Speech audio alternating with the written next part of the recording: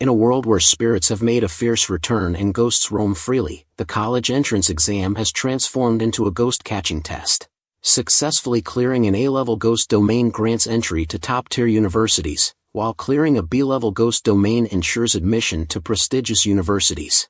For Manhwa, who ranks at the bottom of his school, getting into even the worst university would be a stroke of luck. Therefore, his teacher advised him to choose the D-level ghost domain. However, Manhwa opted for the A-level ghost domain, much to his teacher's dismay. She thought he was being reckless, unaware that Manhwa had acquired the emotional collapse system. This system allows him to increase the number of contracts he can form by causing emotional collapse in others. In a world ruled by ghost controllers, having contracts with 3 ghosts is considered genius, but with enough emotional collapse points, Manhwa can contract countless ghosts. Recently, Manhwa was gaming idly in class when his teacher angrily confronted him. She asked what he would do if he encountered a ghost that died from electrocution. Without hesitation, Manhwa replied that he would catch it and use it as a power bank, seeing it as a great source of free energy. Trying to suppress her anger, the teacher then asked what he would do if he met a red-dressed female ghost. Manhwa blushed and responded that his actions would depend on the ghost's appearance. If she looked good, he would bring her back to warm his bed. Infuriated, the teacher immediately told Manhwa to stand in the corner as punishment. However, Manhwa seemed pleased. He had just successfully caused the teacher's emotional collapse, triggering a notification from his system that the emotional management system was successfully bound. As a reward, he received a beginner's gift package, obtaining the ultimate skill of the emotional collapse contract technique and increasing his contract limit by 2 points. Now, he only needed to get a ghost's emotional collapse value to 99% to forcefully make a contract. Confident in his abilities, Manhwa decisively chose the A-level ghost domain during the college entrance exam selection. When Manhwa opened his eyes, he found himself in a terrifying hospital within the ghost domain. Accompanying him were the top 5 students from the province. A floating paper figure, serving as the proctor for the test, introduced the location, Vast Wave City. This horrifying city was where 3 elite ghost controlling groups were wiped out and every resident died. Their assessment task was to survive a day within this hospital and make a contract with a ghost. Killing or contracting an evil spirit would earn the MVP title and an extra reward of a green corpse ghost pearl. As a precaution, the paper figure also gave each person a teleportation talisman. With an eerie grin, the paper figure announced the beginning of the assessment. While the others trembled with fear, Manhwa walked in with a gleeful smile, ready to meet the beautiful nurse. Bloodstains covered the hospital corridors. As Manhwa rounded a corner, he suddenly stopped, his expression horrified. Everyone panicked and asked what was wrong. In terror, Manhwa shouted that there were ghosts, more than 50 of them, and urged everyone to run. Instantly, everyone turned and fled. Once outside, they realized Manhwa was nowhere to be seen. Suddenly, laughter echoed as they saw Manhwa standing on the 2nd floor of the hospital, cheerfully waving at them. He revealed that the ghost domain briefing mentioned only 20 ghosts and that he had exaggerated to 50 to see if they would believe him. Infuriated, everyone below fumed, and the system notified Manhwa of gaining 100 emotional collapse points. Satisfied, Manhwa continued walking. As he passed the entrance to the ophthalmology department, the system indicated the presence of half a medium fierce ghost inside. Manhwa smiled gleefully, remarking on it being a handicapped ghost. Just as he was about to enter, someone with glasses stopped him, questioning if it was a place for a loser like him. Manhwa spread his arms and invited the person to go ahead, calling them a genius. Watching them enter, Manhwa smirked maliciously. Soon, screams emanated from inside. A huge eyeball hung from the ceiling fan, emitting a red glow, staring intently at them. Manhwa couldn't help but feel relieved. Thankfully, he let those 3 fools go in first. Shortly after, twin ponytails stumbled out, spitting blood. Manhwa quickly asked her about the situation inside. She explained that the blood red eye trapped people in illusions, and she had to bite her tongue to escape. She added smugly that it was fortunate for them to go in first, as a poor student like Manhwa would have surely died. Manhwa chuckled, agreeing that he wouldn't be foolish enough to go in first, as the early bird gets shot. After gaining 30 emotional collapse points from their encounter, Manhwa watched the trio leave, cursing and complaining. He then stealthily explored further. Pressing on the wall, he activated the ceiling fan, causing it to spin rapidly. The system notified him of gaining another 20 emotional collapse points, and he closed his eyes in elation, realizing the ghost was emotionally collapsing. The blood-pupiled ghost atop the fan shouted, demanding Lin Ma turn off the fan. Before it could finish, a rainbow floated out from the ghost's mouth. Lin Ma was amused, exclaiming that he had made a ghost vomit. Seeing the ghost's emotional collapse value reach 88%, he decided to push it further. He offered a deal: the ghost lets him contract with it, and he would turn off the fan. The ghost, initially defiant, began to vomit again and finally agreed, asking for eye drops from the cabinet to soothe its dry eyes. Lin Ma looked at the eye drops and the super glue in the cabinet, smirking. He tore off the label from the super glue and tossed it over. The blood-pupiled ghost, pretending to be grateful, applied the eye drops. Soon, it realized something was wrong and struggled to open its eyes. Lin Ma nonchalantly suggested the eye drops might have expired, causing the ghost to erupt into curses, furious at having fallen for the trick.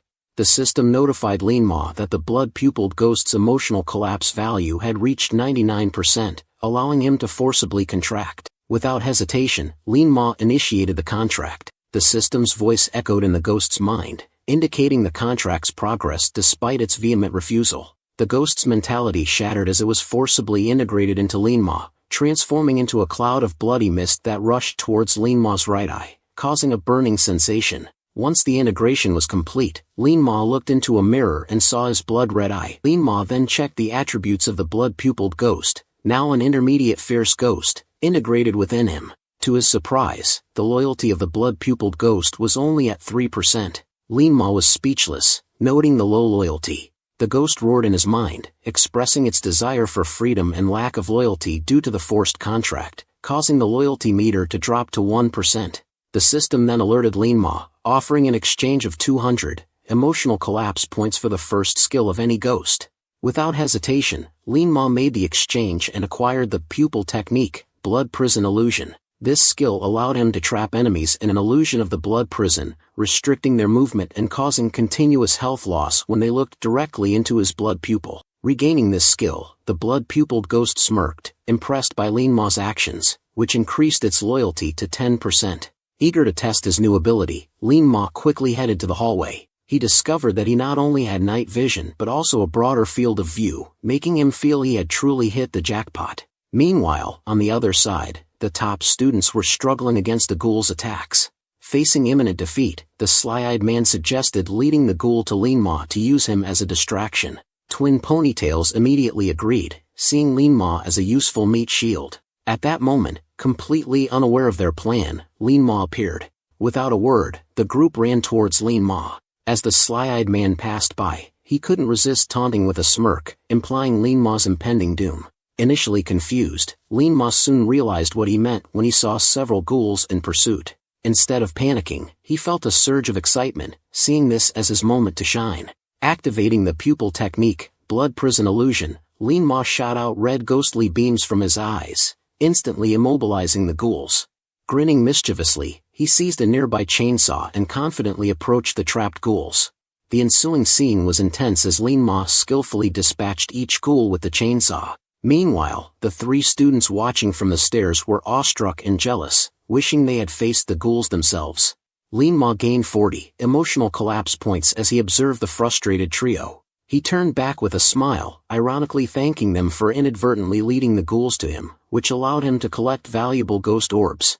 He warned them sternly against any future attempts to harm him, leaving them visibly shaken. Silently relishing his victory, Lin Ma couldn't help but revel in the moment. He silently expressed satisfaction to the blood-pupiled ghost, attributing his success to their contracted partnership. The ghost, acknowledging Lin Ma's skillful use of its powers, felt a slight increase in loyalty. Just then, the system alerted Lin Ma to a high-level fierce ghost in an operating room ahead. Peering through the glass, Lin Ma spotted a sensual ghost playing an ancient zither with grace.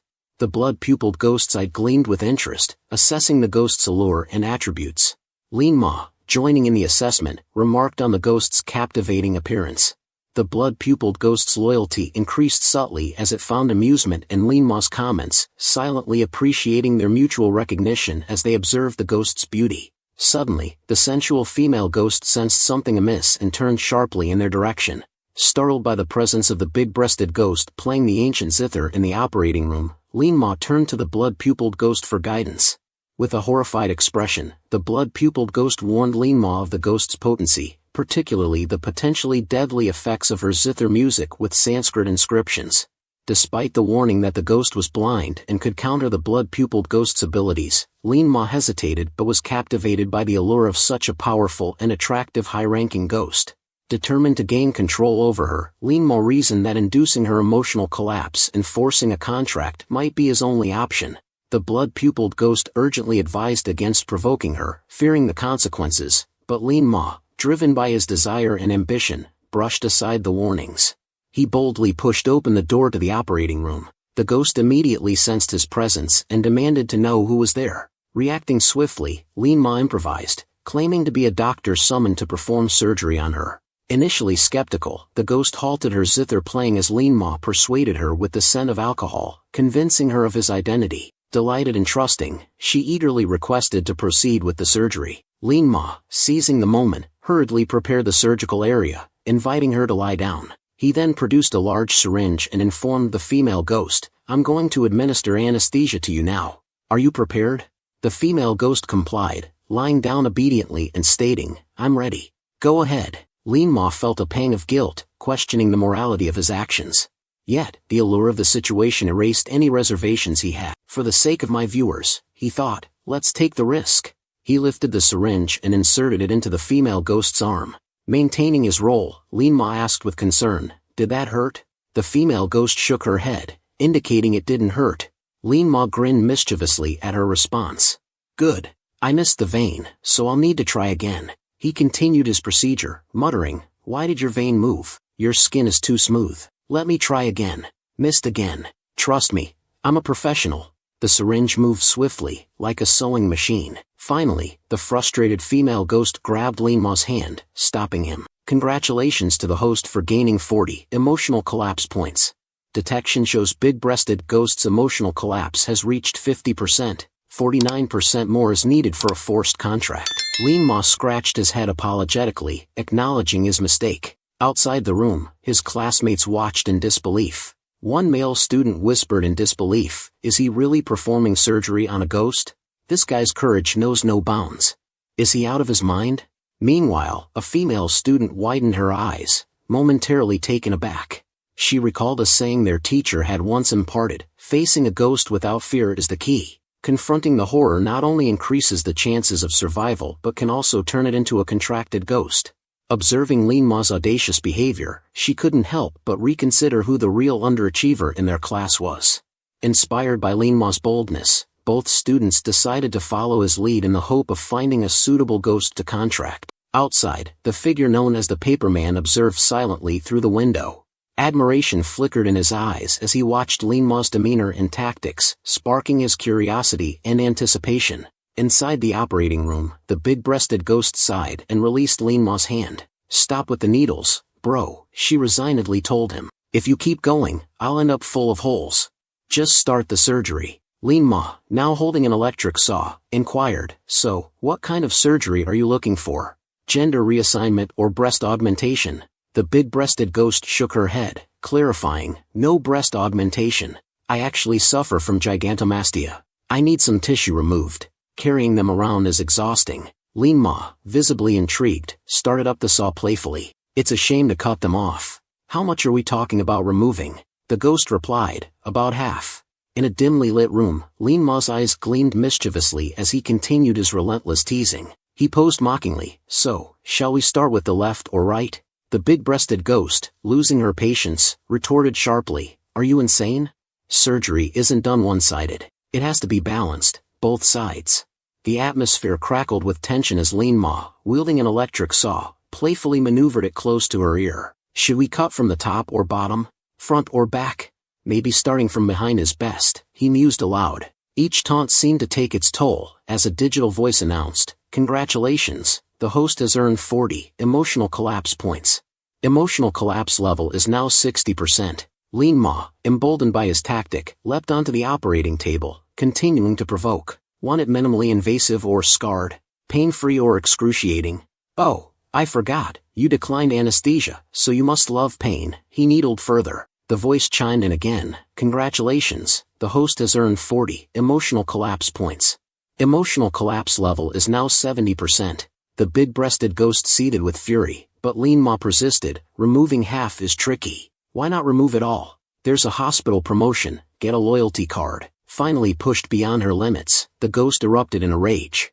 Enough! You're begging for death. In an instant, she summoned an ancient zither and began playing it furiously. Big-breasted ghost's emotional collapse has reached 99%.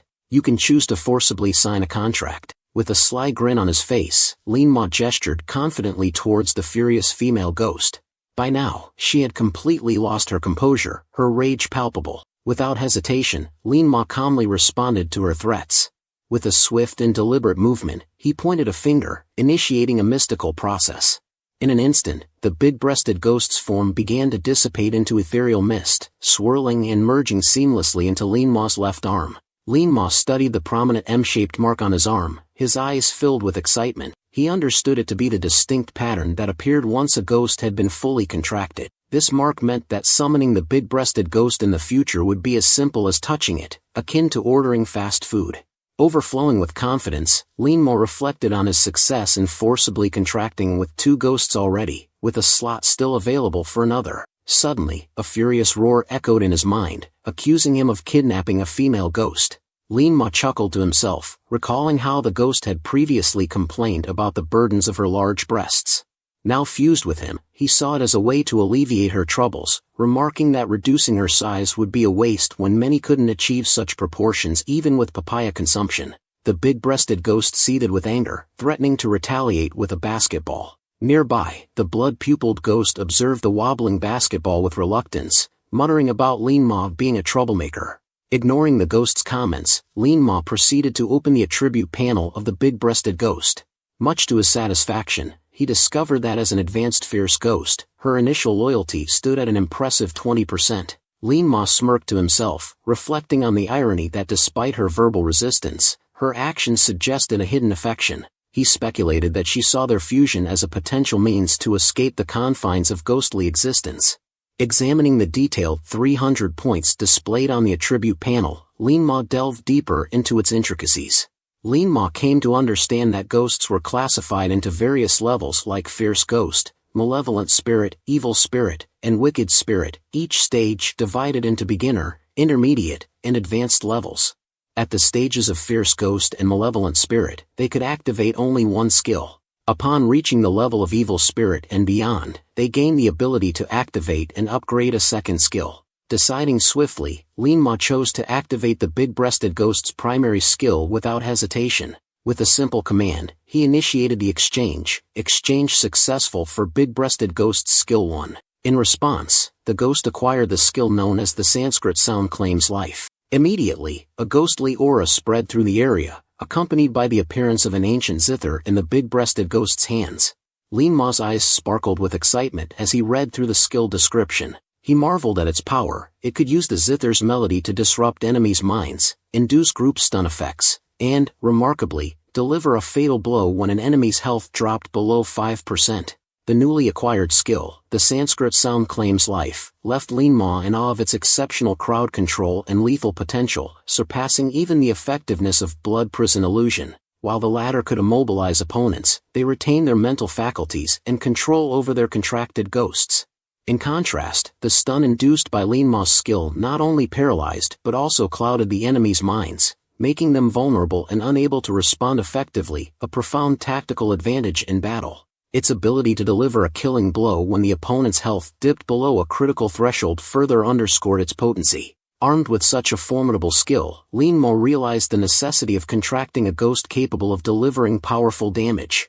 Determined, he resolved to seek out either a high-damage assassin or a sturdy warrior-type ghost for his next contract. Just then, the hospital's broadcast echoed throughout the surroundings, announcing, "Attention all test participants, there's 1 hour left until midnight. Accommodation and meals will be determined by the number of ghosts contracted. Those with more than one contract will be allocated to the ICU ward. Participants with only one contract will stay in the general ward. Those without any contracts will not have accommodation privileges. Note, accommodation rights can be traded or gifted. Malevolent spirit-level ghosts will roam freely at night, posing a danger to those without accommodation." Outside the school gate, the relentless roars of malevolent ghosts attempting to breach the barrier filled the air. Lin Ma smirked with a hint of malevolence as he watched their futile attempts. With the blood-pupiled ghost and big-breasted ghost by his side, he decided it was time to explore the opportunities that awaited them in the ICU ward. Not long ago, Twin Ponytails and Glasses Man gazed through the barrier into the clean, well-appointed beds of the ICU, contrasting it sharply with the chaotic and unkempt general ward. Twin Ponytails shuddered at the thought of potentially being relegated there. Glasses Man attempted to console her, pointing out the distraught girl across from them who hadn't contracted any ghosts and was in tears. He emphasized their fortune in having a place in the ICU. Their moment of comparative comfort was interrupted by Lin Ma's leisurely approach. Glasses Man, still nursing a grudge over his lost ghost, bristled visibly. He boasted, challenging Lin Ma's perceived arrogance and superiority. Lin Ma simply chuckled, dismissing Glasses Man's bluster with a remark about his own capabilities. Glasses Man simmered with anger, his frustration palpable as Lin Ma's nonchalant demeanor grated on him. He resented Lin Ma's perceived luck in contracting a ghost, viewing him as nothing more than a braggart who relied on half-hearted achievements. Twin Ponytails, her disdain evident, couldn't hide her contempt for the situation, especially the thought of sharing accommodations with someone she considered inferior. Lin Ma remained composed amid their hostility, calmly asserting his intent to stay in the ICU and brushing off their doubts about his eligibility. The long-haired girl's hopeful offer to buy Lin Ma's spot in the general ward further incited disbelief from Glasses Man and Twin Ponytails, who scoffed at Lin Ma's audacity given his apparent limitations. Despite their objections and skepticism, Lin Ma showed no signs of backing down, maintaining his confident stride and dismissing their presence with a casual wave of dismissal. With a confident touch, Lin Ma activated the screen in front of the ICU. The scanning process completed swiftly, accompanied by a swirling blue light that dissolved the barrier before Twin Ponytails and Glasses Man's stunned gazes. They couldn't believe what they were witnessing. Impossible. Isn't his talent limit only 0.5? Twin Ponytails fumed, convinced that Lin Ma had somehow cheated the system. Talents are innate, they can't be altered later in life. He must have found a way to deceive the examination. Despite Twin Ponytails' accusations, Lin Ma was awarded 150 emotional collapse points, further infuriating her. She continued to protest loudly, threatening to report him for what she perceived as unfair advantage. Disregarding their discontent, Lin Ma casually flicked his ear in dismissal and entered the ICU room. Inside, he found a tempting spread of hot pot waiting on the table, filled with meat slices, duck's blood, and tripe. Lin Ma's appreciation for the examination committee soared as he satiated his hunger without hesitation. Even after satisfying his appetite, Lin Ma couldn't help but think about Twin Ponytails and Glasses Man, still seething with envy outside the ICU. With his bowl of hot pot in hand, Lin Ma approached Twin Ponytails and Glasses Man, exuding an air of satisfaction.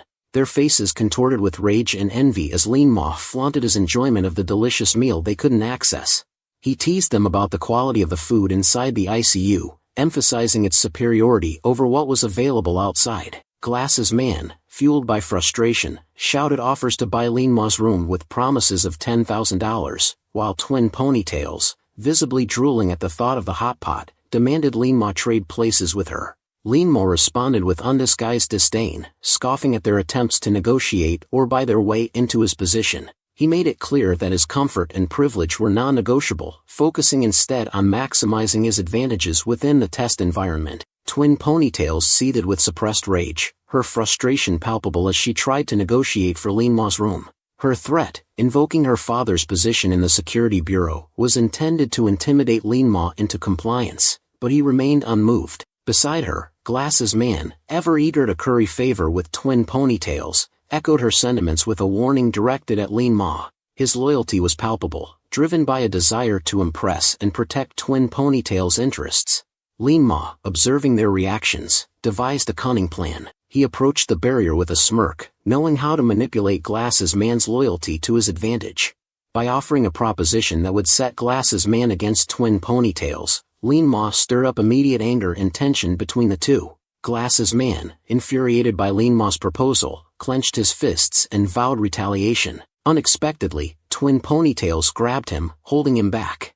She whispered to Glasses Man, promising to make it up to him once they were free and offering to help him seek revenge later. Glasses Man hesitated briefly, weighing the humiliation now against the Sun family's future protection. Reluctantly, he agreed. Almost immediately, twin ponytails lightly slapped Glasses Man's face. Congratulations to the host for obtaining 20 emotional collapse points. Just as they thought they had succeeded, Lean Ma interjected, commenting on the lack of force in the slap. Infuriated, Glasses Man was about to curse when twin ponytails slapped him again, wordlessly. Congratulations to the host for obtaining 30 emotional collapse points. After the second slap, Glasses Man staggered, seeing stars and trembling uncontrollably. Twin ponytails pointed accusingly at Lean Ma, her voice sharp and shrill. She demanded that he leave immediately. Lean Ma, who had just scored some points, smirked in response. Twin ponytails, furious and gritting her teeth, accused him of breaking his promise. Lean Ma chuckled calmly, explaining that he never committed to swapping rooms, only hinting at consideration if she slapped him. Ignoring their heated exchange, Lean Ma returned to his meal, prompting twin ponytails to storm off in anger with Luze. Congratulations to the host for obtaining 100 emotional collapse points, a voice announced. Lean Ma paused, surprised by the significant gain. Reflecting on the situation, he remarked on Sun Lily's unusual generosity, seeing it as a substantial victory. Glasses Man, nursing his slapped face, seethed quietly. Once you offend the Sun family, Lean Ma, enjoy your moment of bravado. Let's see how you end up once we're out. As the clock struck 11:15, corridor lights began to dim one by one. Only two individuals remained outside the rooms, a tall guy and a long-haired girl. Tears streamed down the girl's face as she clutched the boy's hand, her distress evident. Lean Ma, intrigued by the unfolding tension, leaned closer, eager to absorb every detail. The boy turned to the girl, gripping her hand tightly, offering reassurance with deep affection. But her terror persisted. She questioned his love and commitment to protect her. His silence lingered briefly, and then she threw herself into his arms, expressing her resolve. She acknowledged his greater combat skills due to his ghost contract, suggesting he should sleep outside for better survival chances. She promised to plead with Sun Lily and others to ensure his safety, even if he faced a ghostly attack. Looking up, she kissed the boy passionately, her eyes filled with love and intensity. He nodded, a solemn promise in his eyes. Lean Ma shook his head in disbelief at the scene unfolding before him. Oblivious to everything else, the boy escorted the girl into the room, unaware of the ominous red mist slowly enveloping him from behind.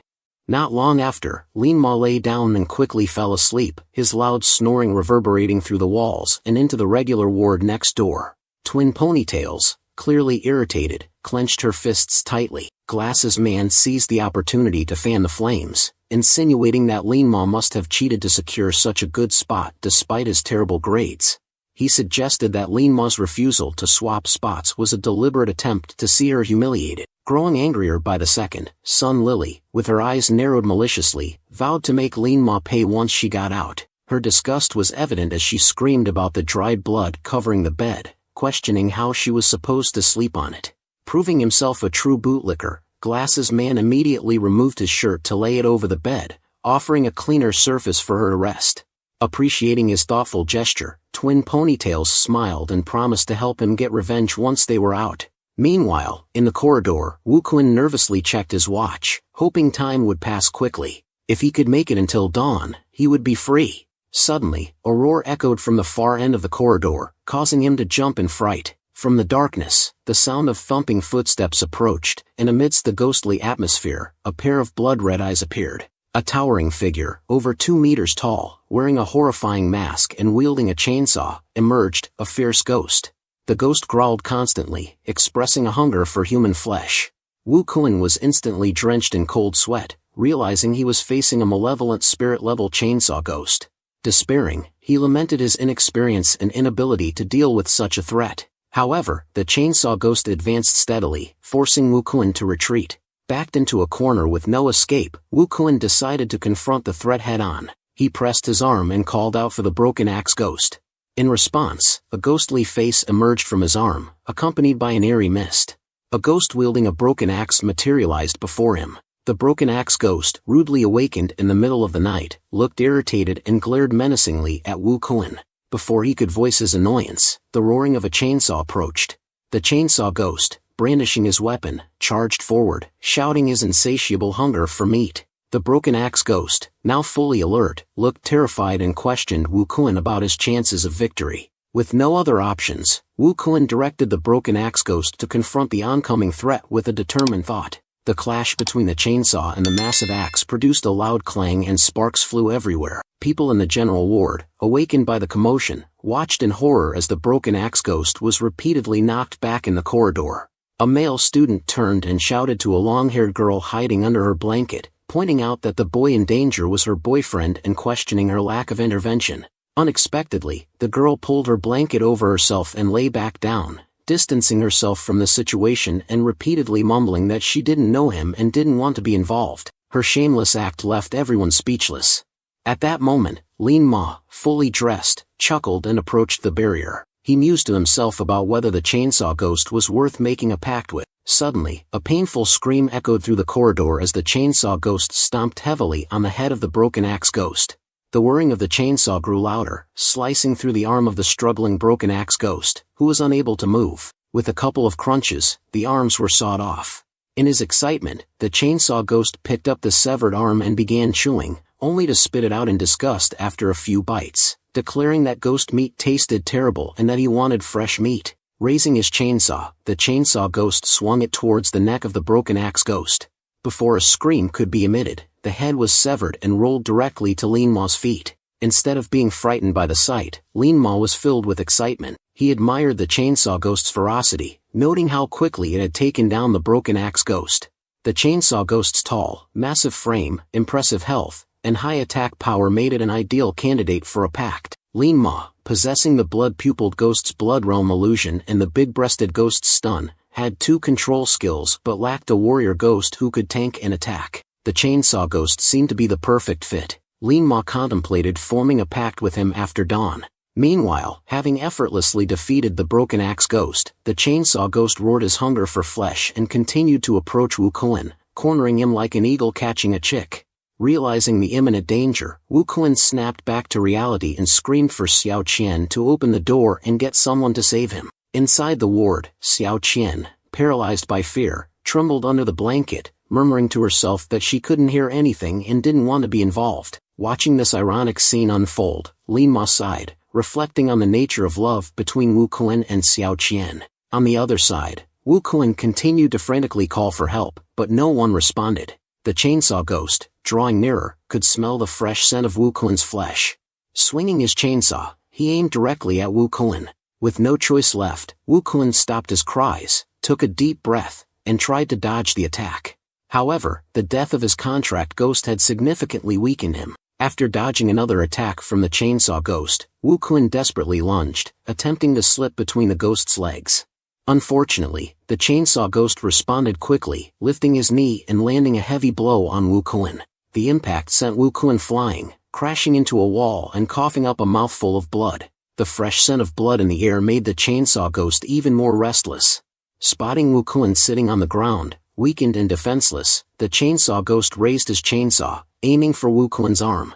Despite Wu Kun's painful screams and struggles, he was powerless to stop it. In the next moment, his left arm was severed. The chainsaw ghost eagerly grabbed the arm and stuffed it into his mouth, relishing the fresh meat. Within moments, he devoured the flesh, leaving only the white bones behind. His attention then turned to Wu Kun's thigh, driven by an insatiable hunger. Swinging his chainsaw towards Wu Kun's leg, he exclaimed his desire for more meat. Bracing himself against the excruciating pain, Wu Kun quickly leapt away. Seeing his imminent demise, he frantically reached for a teleportation talisman, hoping to rip it open. He knew that failing the assessment was better than losing his life. Unfortunately, the quality of the talisman was too high, and in his weakened state and with only one hand, he couldn't tear it apart. Just as the chainsaw was about to land on Wu Kun's thigh, Lin Ma, unable to stand by any longer, decided to intervene. He shouted, urging Wu Kun to use his mouth to tear the talisman. Wu Kun quickly snapped back to reality, biting down on the teleportation talisman and pulling with all his might. Just as the chainsaw ghost's weapon sliced down, a flash of golden light enveloped Wu Kun, making him disappear just in time. From somewhere distant, Wu Kun murmured his thanks to Lin Ma. The hospital's loudspeaker then blared an announcement declaring Wu Kun's elimination. Seeing his meal vanish before his eyes, the chainsaw ghost seethed with rage. His ghostly aura intensified as he roared at Lin Ma, demanding his meat back. A disembodied voice announced Lin Ma's accumulation of emotional collapse points, but Lin Ma, now safely tucked inside the ICU, cheekily taunted the chainsaw ghost by sticking his tongue out and challenging him to catch him. The chainsaw ghost's anger only grew. Charging straight to the ICU's entrance, he threatened to cut Lin Ma down. He revved up his chainsaw and aimed it at the protective barrier. However, despite the sparks flying, the barrier remained unscathed. Lin Ma, observing this, deliberately yawned exaggeratedly, further taunting the infuriated ghost. An idea sparked in Lin Ma's mind. He grabbed the leftover spicy hot pot base and poured it over his arm, a mischievous grin spreading across his face. Outside the barrier, the chainsaw ghost was lured by the tempting aroma of meat infused with cumin and pepper. He drooled uncontrollably, pressing his face against the barrier in a desperate attempt to reach the source of the scent. Lin Ma, observing the ghost's reaction, waved his seasoned arm provocatively, further agitating the hungry chainsaw ghost. In an instant, the chainsaw ghost swung his weapon wildly, attempting to breach the protective barrier. The disembodied voice announced Lin Ma's accumulation of emotional collapse points. Just as Lin Ma prepared to continue teasing the ghost, the chainsaw ghost abruptly halted his assault. He lamented his inability to break through. "I can't get to the meat," he growled in frustration, switching off his chainsaw and resigning himself to defeat. Lin Ma felt a twinge of unease. If he couldn't keep the ghost emotionally vulnerable, how could he fulfill the mandatory contract? Without hesitation, Lin Ma began unlocking the barrier. Stepping out, he taunted the chainsaw ghost with a shout, offering cumin-flavored meat. The mention of meat immediately seized the ghost's attention, prompting him to eagerly turn towards Lin Ma. In a nearby hospital room, twin ponytails and glasses man watched in disbelief at Lin Ma's seemingly reckless actions. They couldn't help but feel a mix of shock and schadenfreude. As the chainsaw ghost charged towards Lin Ma, drawn by the aroma of cumin-flavored meat, Lin Ma swiftly stepped back inside the protective barrier. The ghost collided with the barrier with a resounding thud, startling glasses man, who was observing the scene. "Congratulations to the host for earning 50 emotional collapse points," the disembodied voice announced, marking Lin Ma's manipulation of the ghost's emotions. Frustrated by the barrier, the chainsaw ghost began to walk away in resignation. However, just as he took a few steps, Lin Ma mischievously leaped out again, provoking the ghost with taunts. Infuriated and feeling insulted, the chainsaw ghost charged back towards Lin Ma. True to his playful style, Lin Ma repeatedly jumped back into the safety of the barrier, teasing the ghost much like one would tease a mischievous animal. They couldn't help but exclaim in disbelief at Lin Ma's audacity. Glasses man, harboring a strong dislike for Lin Ma, thought maliciously about the future confrontation. Lin Ma's relentless taunts pushed the chainsaw ghost over the edge, breaking his spirit completely. Instead of continuing their game, the ghost turned away and fled. But moments later, everyone screamed in horror as Lin Ma unexpectedly began chasing after the chainsaw ghost. A surreal scene unfolded in the A-level examination arena. A high school student relentlessly pursued a malevolent spirit-level ghost. Lin Ma's determination stemmed from the chainsaw ghost's emotional collapse value reaching 80%. He couldn't allow the ghost to escape. As Lin Ma closed in on the chainsaw ghost, he rolled up his sleeves and taunted the ghost with a provocative shout about freshly baked human flesh.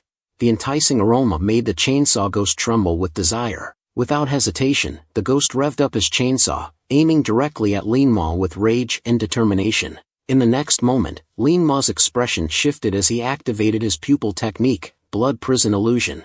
In an instant, Chainsaw Ghost found himself immobilized, the buzzing chainsaw hovering ominously above. Lin Ma approached with a wicked grin, dangling his arm tantalizingly close to the ghost's mouth. His taunts about the aroma and quality of his flesh drove Chainsaw Ghost to despair, even causing him to bite his own tongue in frustration. Lin Ma monitored the ghost's emotional collapse, realizing it had reached 90%, just 9% shy of triggering a direct contract. With the blood prison illusion's control time rapidly running out, Lin Ma grew desperate. In a final provocation before the illusion ended, he cheekily slapped Chainsaw Ghost's face, mocking him with offers of meat. As the countdown concluded with a thunderous crash, Chainsaw Ghost, deeply humiliated, erupted in ghostly rage.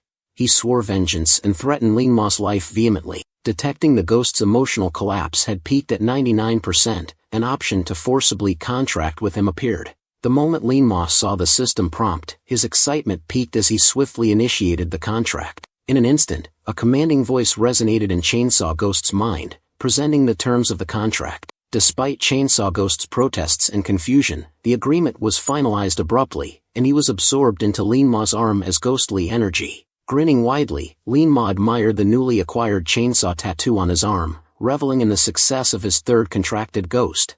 Meanwhile, the exam proctor known as Paper Man observed the unprecedented event with surprise. The fact that Lin-Ma had managed to forcibly contract a malevolent spirit-level ghost was remarkable, an achievement even beyond the capabilities of the Security Bureau's top officials. Suddenly, the hospital's broadcast system announced, "Chainsaw Ghost has been eliminated. Only one malevolent spirit-level ghost remains. Everyone, please exercise caution." This news caught Twin Ponytails and others off guard. Glasses Man's exclamation echoed loudly in the room, expressing disbelief at Lin-Ma's unexpected feat of contracting Chainsaw Ghost. Lin-Ma, unperturbed by the commotion, strolled in with confidence, soaking in the satisfaction of his accomplishment. As another message notified him of earning emotional collapse points, Lin-Ma chuckled to himself, amused by how his classmates unwittingly contributed to his score. Observing the envy, jealousy, and animosity on the faces of his peers only heightened Lin-Ma's delight. Opening Chainsaw Ghost's attribute panel, he examined the ghost's impressive qualities as a malevolent spirit-level entity. Despite Chainsaw Ghost's potential, Lin-Ma noted a challenge with his loyalty, likely influenced by their earlier confrontations. Reflecting on this, Lin-Ma considered strategies to improve it, such as feeding him pork to appease the ghost's temperament. Inwardly grateful for Twin Ponytails and Glasses Man's unwitting assistance in accruing emotional collapse points, Lin-Ma couldn't help but appreciate their unwitting contributions to his success. Lin-Ma wasted no time in activating both of Chainsaw Ghost's newly acquired skills.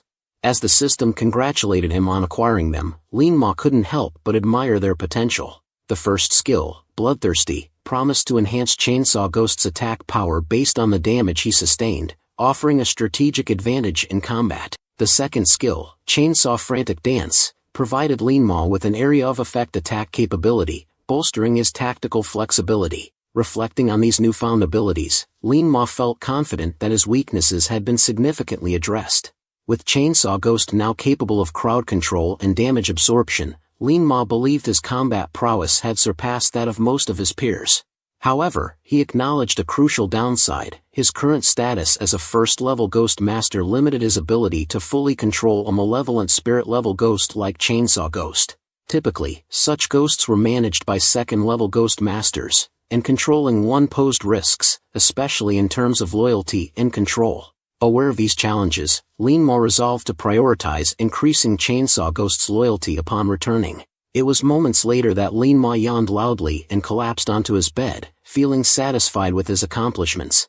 After a fulfilling meal and a rejuvenating sleep, Lin-Ma emerged from his ward, nibbling on a piece of bread. As he encountered Twin Ponytails and her group, visibly exhausted with bloodshot eyes, Lin-Ma couldn't resist teasing them with his bread. Their hungry stares only fueled his mischief as he taunted them about his leftover hot pot soup. Their anger was palpable at Lin-Ma's sarcastic offer, and the system duly noted the emotional impact of his provocation. Lin-Ma relished the emotional collapse points he accumulated, feeling as though he had stumbled upon a treasure. Just then, Xiao Qian appeared from her room, looking weary and worn out.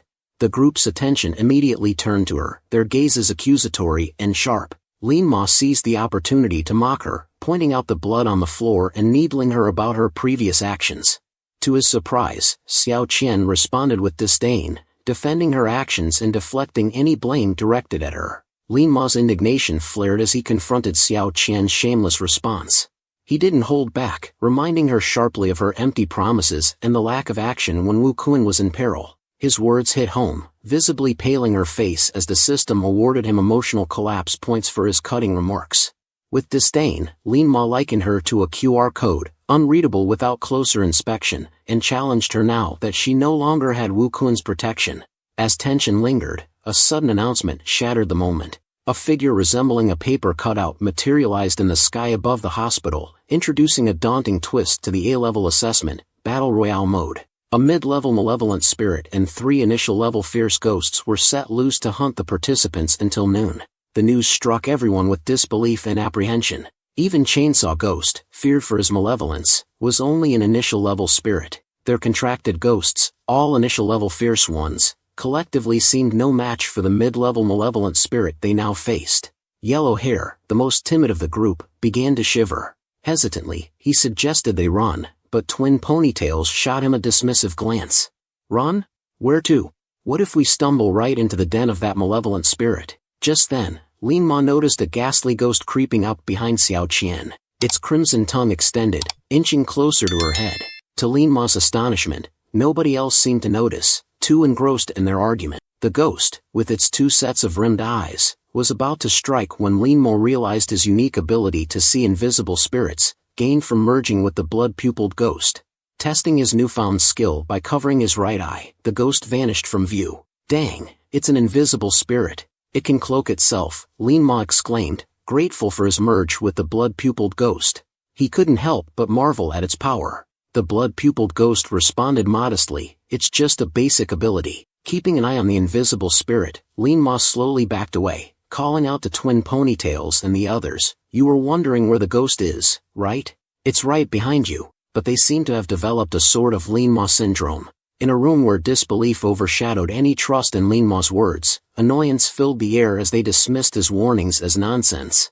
Xiao Qian, too, joined in ridiculing him. However, in a sudden and horrifying turn of events, a ghostly claw violently pierced through Xiao Qian's abdomen. Her scream pierced the room as she looked down at the gaping hole in her belly, pleading for help. Panic erupted among the others as they witnessed the brutal attack, unable to see the assailant. Confusion and terror mounted as they searched in vain for the unseen threat, only to watch in horror as Xiao Qian was strangled and her body gruesomely mutilated. The hospital intercom's abrupt announcement added to the chilling atmosphere. Staring at the severed limbs in disbelief, fear gripped them all. Lin Ma, frustrated and exasperated, shook his head. He had warned them about the ghost lurking behind them, but his words had fallen on deaf ears. Lin Ma felt no sympathy for Xiao Qian's tragic death. He believed her demise was a consequence of her own selfishness. If only she had listened, perhaps she would have only lost an arm the previous night, not her life. Without hesitation, Lin Ma fled. With the invisible spirit now on the hunt and visible to him through his blood-pupilled eye, survival until noon became his sole focus. Meanwhile, Twin Ponytails noticed Xiao Qian's arm mysteriously levitating from the ground. After a moment of realization, she identified it as the work of an invisible spirit, invisible to them but visible to Lin Ma due to his merged blood-pupilled ghost. Acting quickly, she rallied Glasses Man and the others to pursue Lin Ma, recognizing that staying close to him would reveal the ghost's whereabouts. Upon hearing Twin Ponytail's strategy, Glasses Man felt a pang of regret, realizing they had lost out on the opportunity presented by the blood-pupilled ghost. Frustrated, he muttered his frustrations, feeling that Lin Ma had unfairly capitalized on their discovery. Suddenly, an unexpected system prompt appeared. Congratulations to the host for acquiring 40 emotional collapse points. Lin Ma was bewildered, wondering how running could have earned him emotional collapse points. He wondered whose fragile heart he had inadvertently shattered this time. Lin Ma felt irritated seeing the three tailgaters chasing him, especially with the invisible spirit trailing close behind. Continuing to lead them would only bring the spirit nearer to himself. Suddenly, the chainsaw ghost erupted from Lin Ma's arm, eager to confront the invisible spirit. Lin Ma quickly learned that the spirit had stolen much-needed food from the chainsaw ghost in the past, fueling its deep resentment. Lin Ma realized that unless he helped the chainsaw ghost by defeating the spirit, it might turn against him. With resolve, Lin Ma abruptly stopped, turning to face the approaching danger. The three tailgaters looked to him for guidance, anxious and uncertain. Lin Ma gestured firmly, indicating that continuing to run would only exhaust them by noon. Yellow Hair, frantic, pleaded silently for direction, knowing only Lin Ma could see the ghost. Lin Ma rolled up his sleeves, fixing a disdainful gaze on Yellow Hair. His decision was firm, no more running. The challenge ahead was the invisible spirit, and Lin Ma was determined to bring it down. Twin Ponytails regarded him incredulously, mocking his bravado as foolishness.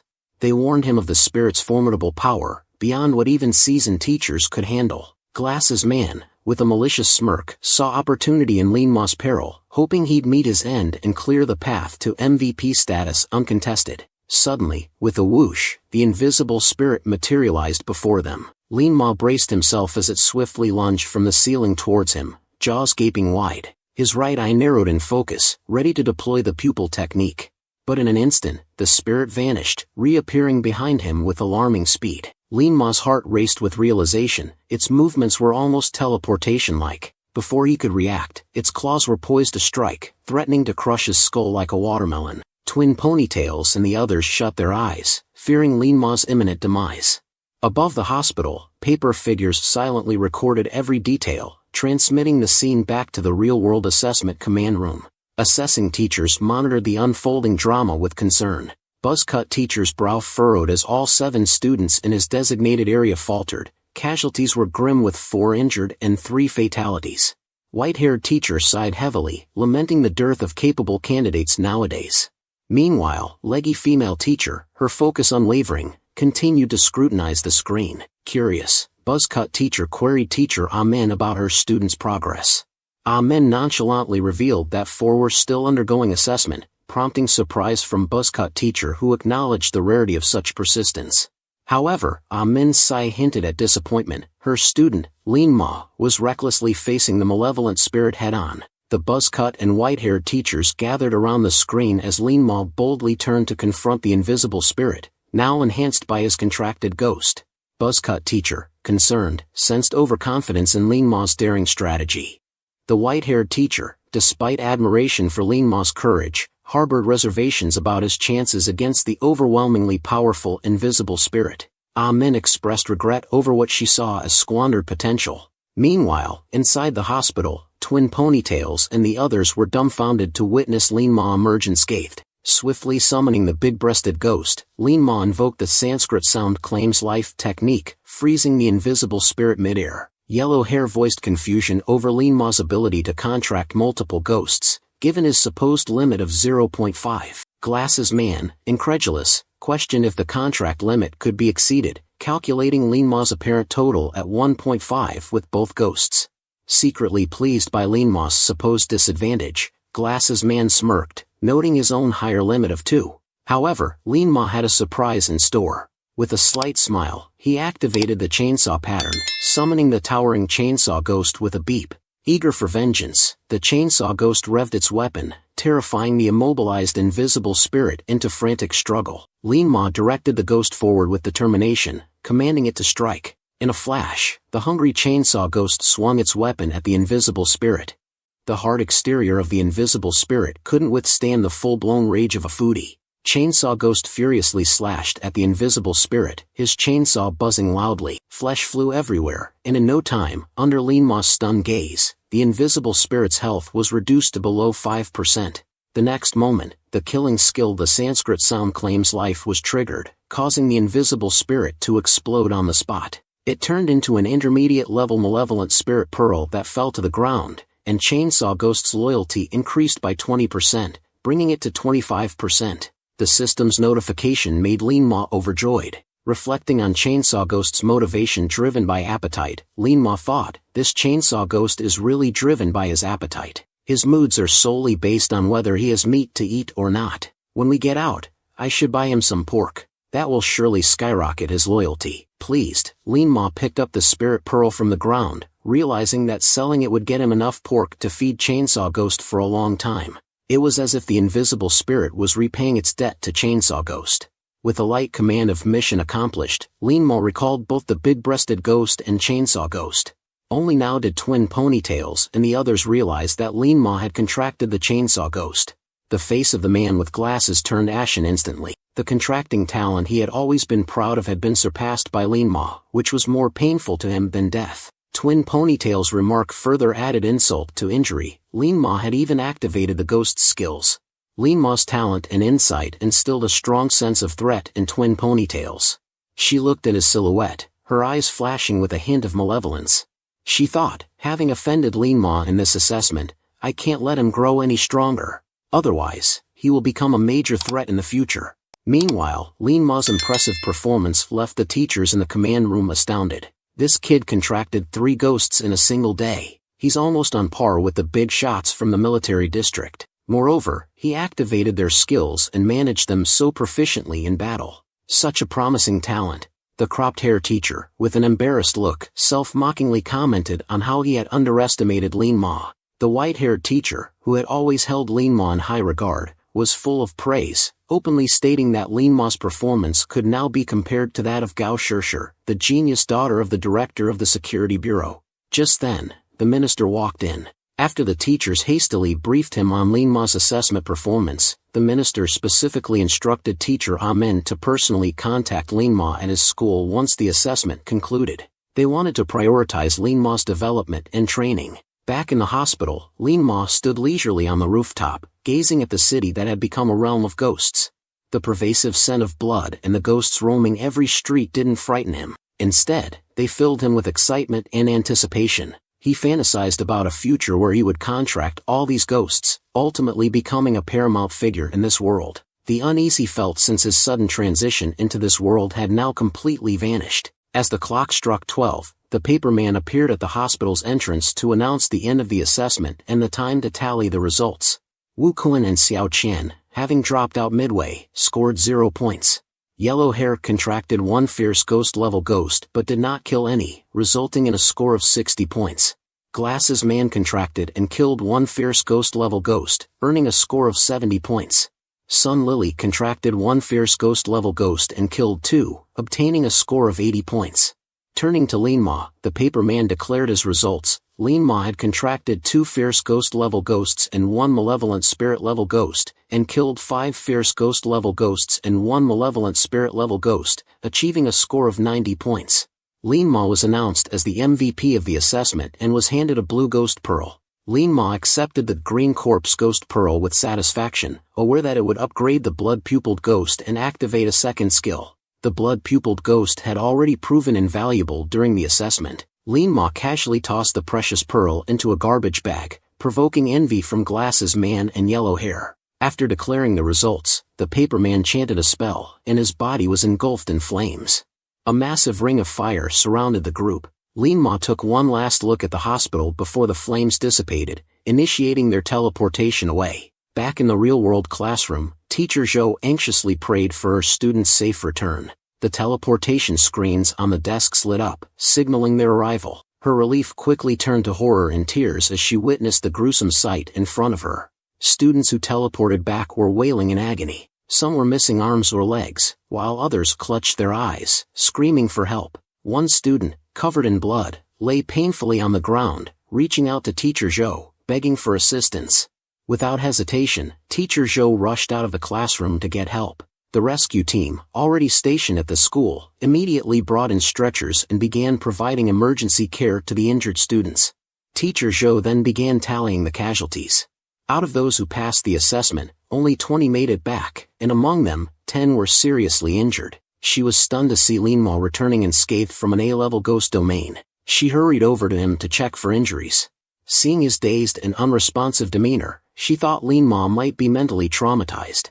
Wrapping him in a comforting embrace, Teacher Zhou consoled Lin Ma, acknowledging the ordeal was over and expressing relief at his safe return. Lin Ma, still disoriented from the recent teleportation, was suddenly awakened by an intense, oppressive feeling on his face. Feeling awkward, he quickly pointed to the screen to divert her attention, indicating the large MVP display on the monitor. Teacher Zhou was left astounded by Lin Ma's assessment results.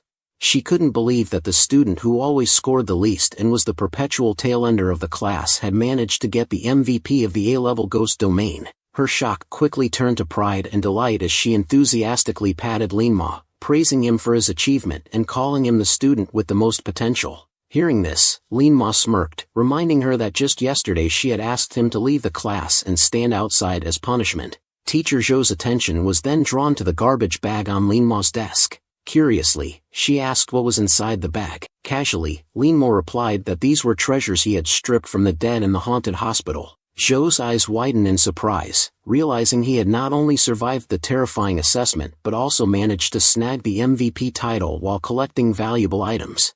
In her eyes, Lin Ma's image transformed into a rising star in the ghost realm, and she thought she might have found a strong ally to lean on in the future. Suddenly, the teleportation circle on the desk next to Lin Ma lit up.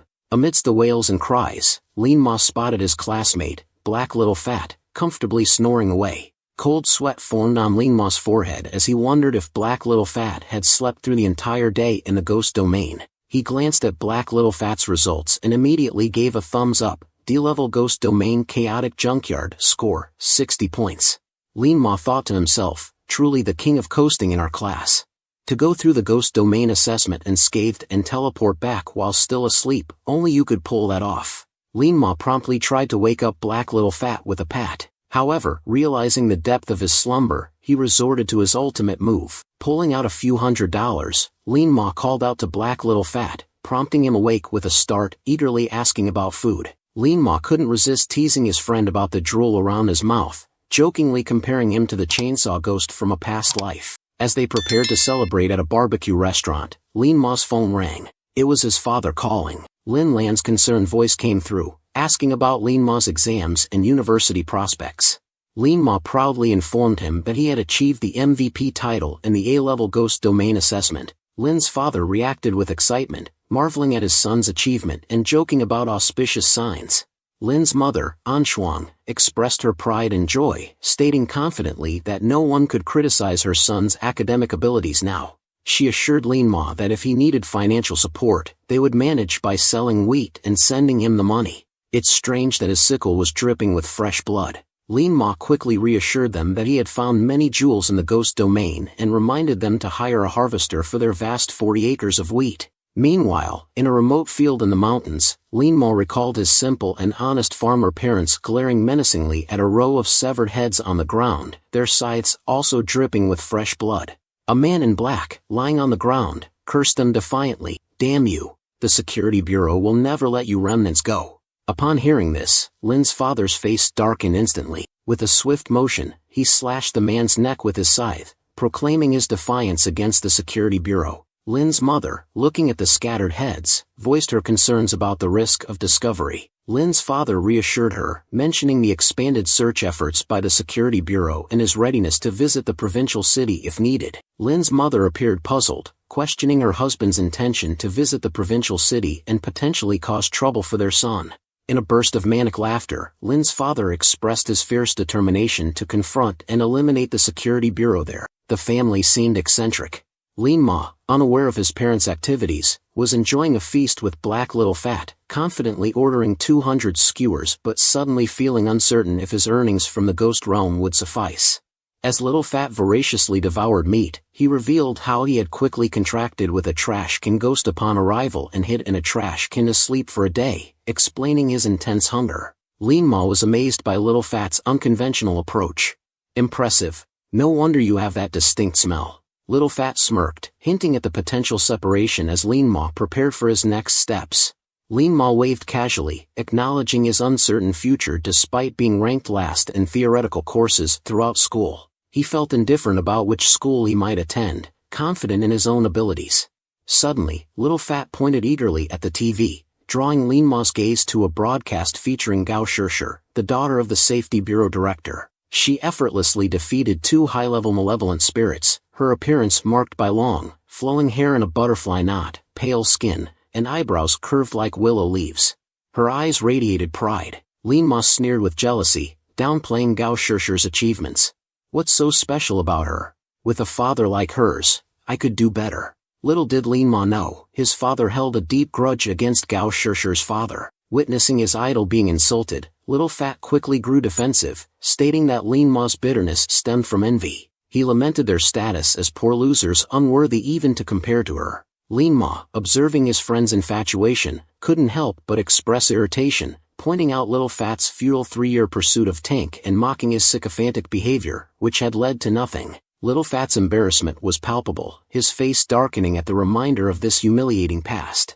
Shifting the mood, Little Fat turned to eating skewers voraciously and changed the topic. He remarked that with Lin Ma's achievements, he might attend Snow Phoenix Academy like Gao Shishir. Little Fat jokingly asked Lin Ma to take photos for him when he did. Lin Ma assured him confidently that he would fulfill this request. As night descended, Lin Ma and Little Fat, having eaten their fill, prepared to head home. Lin Ma casually hailed a taxi on the roadside, instructing the driver to take him to the Bailan district. Once inside, he occupied himself with his phone. Suddenly, a violent jolt nearly caused him to lose his grip on the device.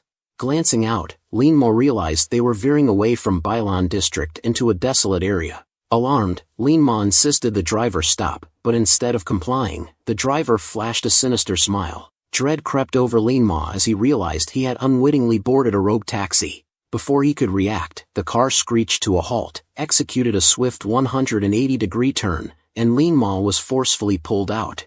The driver shoved him towards a waiting man and woman, announcing, "Boss, the cargo has arrived." Lin Ma followed the voice to find himself staring at a pair of long, flawless legs clad in short socks and shorts that highlighted a well-proportioned figure. Impressed, he thought to himself, "This girl has a great physique." When she turned around, Lin Ma was taken aback by her face painted in grotesque clown makeup, resembling Harley Quinn with a blood-red smile stretching from ear to ear. Despite his surprise, Lin Ma couldn't help but smirk, acknowledging her clever twist. Internally, he noted, "Well played catching me off guard like that." However, his comment seemed to provoke the clown girl, who reacted sharply to his amusement. Lin Ma sensed a sudden tension in the air, realizing she had a fiery temperament beneath her clownish appearance. Despite this, her face seemed strangely familiar to him. Before he could contemplate further, she stormed towards him, raising her leg as if to strike Lin Ma menacingly. She accused him of hoarding ghost beads in the ghost realm, demanding he surrender them immediately. Lin Ma was taken aback by the accusation, pondering the bizarre presence of kidney harvesting gangs in this strange world. He tried to calm the situation with a sheepish grin, insisting his frail physique and small kidneys were of no value. Confused by his response, she clarified that she was after ghost beads, not kidneys. Lin Ma pretended ignorance, feigning cluelessness about what ghost beads were, innocently scratching his head as he tried to divert the conversation. The clown girl's eyes widened in anger as she confronted Lin Ma. She asserted her identity as the leader of the Black Evil Gang, boasting about her recent exploits across the city. Lin Ma, seemingly oblivious to her threat, responded with a puzzled inquiry about dry eyes. Sensing her escalating anger, Lin Ma hastily tried to clarify his innocent curiosity about the physical effects of not blinking. The clown girl seethed with anger, telling him she'd had enough of his incessant questions about her dry eyes. "Hand over the ghost beads, now," she demanded. The system congratulated him for earning 60 emotional collapse points. Suddenly, one of the clown girl's henchmen snapped. Pulling out a knife, he approached Lin Ma, addressing her as boss and suggesting they stop wasting time and just rob him. "I'll cut out his kidney to vent your anger," he threatened. Terrified, Lin Ma pushed past the clown girl and bolted away. Realizing the seriousness of their threat about his kidney, Lin Ma sprinted away, surprising the clown girl and her two henchmen. They swiftly summoned their contracted ghosts by pressing a button on their arms. Ghosts materialized instantly. One was the hit-to-death ghost, half-bodied with a grotesque head, and the other was a massive, one-eyed wine barrel ghost clutching a wine barrel. With a dark expression, the clown girl commanded the wine barrel ghost to crush Lin Ma's legs. In a thunderous crash, the ghost leaped into the air, swinging its barrel downward. Simultaneously, the hit-to-death ghost lunged with its sharp claws. The ground shattered as the wine barrel smashed into it, creating a crater. Fortunately, Lin Ma evaded just in time, leaping to safety. Facing the eerie laughter of the two ghosts, Lin Ma's expression turned grave. This was his first encounter with a ghost master, and there was no room for error. Despite having heard of the Black Scourge Gang in the news as mere thieves, the girl's threats were evidently serious enough. However, Lin Ma remained confident they could be dealt with. With a confident smirk, Lin Ma mocked her and her gang, his disdain clear. The henchman, infuriated by the slight, flicked his fingers, summoning the wine barrel ghost to use its skill-drunken haze.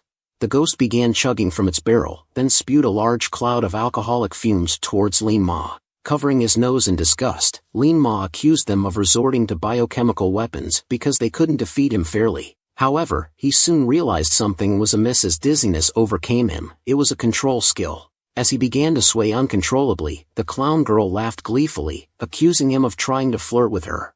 She pressed on her arm, summoning the bandage ghost and the nightmare ghost. In an instant, a ghost wrapped in bandages and a floating, ominous figure materialized. Lin Ma, shocked, exclaimed about her possession of two high-level fierce ghosts. The clown girl hissed menacingly, promising to make him kneel. She immediately activated her skill, bandage wrap. In the next second, the bandage ghost's hands thrust sharply into the ground. Lin Ma's face paled with shock.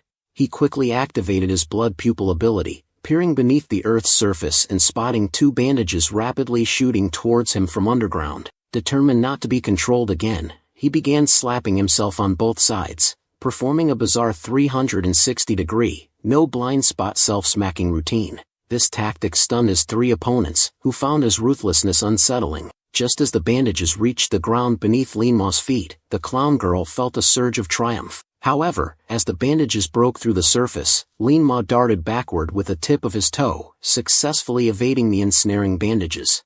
The clown girl and her henchmen were taken aback by his evasive maneuver. Confusion and disbelief filled her mind as she wondered how Lin Ma had predicted the bandage's path. Her gaze then settled on Lin Ma's blood-red right eye, and a chill ran down her spine as she realized the significance of his blood pupil ability, a perfect counter to the bandage ghost. She immediately ordered her driver and henchmen to attack together. The three of them, controlling 4 ghosts, leapt into action towards Lin Ma. At that moment, Lin Ma raised his left hand and gently tapped the M symbol on his arm. A surge of confidence enveloped him as he activated his skill. The Sanskrit sound claims life. Instantly, the big-breasted ghost materialized, strumming its strings. A mysterious melody began to play, causing the opposing 3 humans and 4 ghosts to clutch their heads in pain, looking disoriented and rooted to the spot. Without wasting a moment, Lin Ma pressed the chainsaw icon, knowing he needed to act quickly due to their numbers. The chainsaw ghost leapt out in an instant, overwhelmed with glee, and eagerly swung its chainsaw while lunging forward. Lin Ma focused on capturing the ringleader first, targeting the clown girl, knowing the rest were just minions. The clown girl's eyes were unfocused, still reeling from the effects of the Sanskrit sound claims life. The chainsaw ghost made a massive leap, soaring over the 4 ghosts in front of it, charging directly at the clown girl. With a loud crash, the chainsaw blade embedded into the ground. A dark light emanated from the nightmare ghost, which quickly regained its mobility and rushed towards the clown girl. Just as the chainsaw was about to make contact, the nightmare ghost whisked the clown girl into the air, momentarily escaping the range of the Sanskrit sound claims life. The clown girl wiped the sweat from her brow, astonished by Lin Ma's power and proficiency in using crowd control skills. Lin Ma, with a grim expression, watched the escaping clown girl, recognizing the dark light from the nightmare ghost as a rare passive skill to purify and break free from control. Ghost masters, he realized, were not easy to deal with. Shifting his focus to the driver and the henchman, Lin Ma decided to deal with them first. He immediately directed the chainsaw ghost towards the henchman and the driver. Blood splattered as the chainsaw severed the henchman's leg in a split second. The clown girl's face changed drastically, her silent scream reflecting her helplessness. If she rushed back to save her allies, she would fall within the range of the Sanskrit sound claims life again, and this time, there would be no passive skill to save her. Lin Ma, dissatisfied with the chainsaw ghost's attack, ground his teeth and urged it to continue its onslaught. He had originally instructed the chainsaw ghost to aim for the head, but controlling a malevolent spirit as a level 1 ghost master was too strenuous, causing the chainsaw ghost's aim to be slightly off. Suddenly, the chainsaw ghost stopped and stared blankly at the severed leg on the ground. Ignoring Lin Ma's commands, it picked up the leg and began munching on it. Lin Ma sighed, wiping the sweat from his forehead, remembering that this particular ghost was a complete foodie.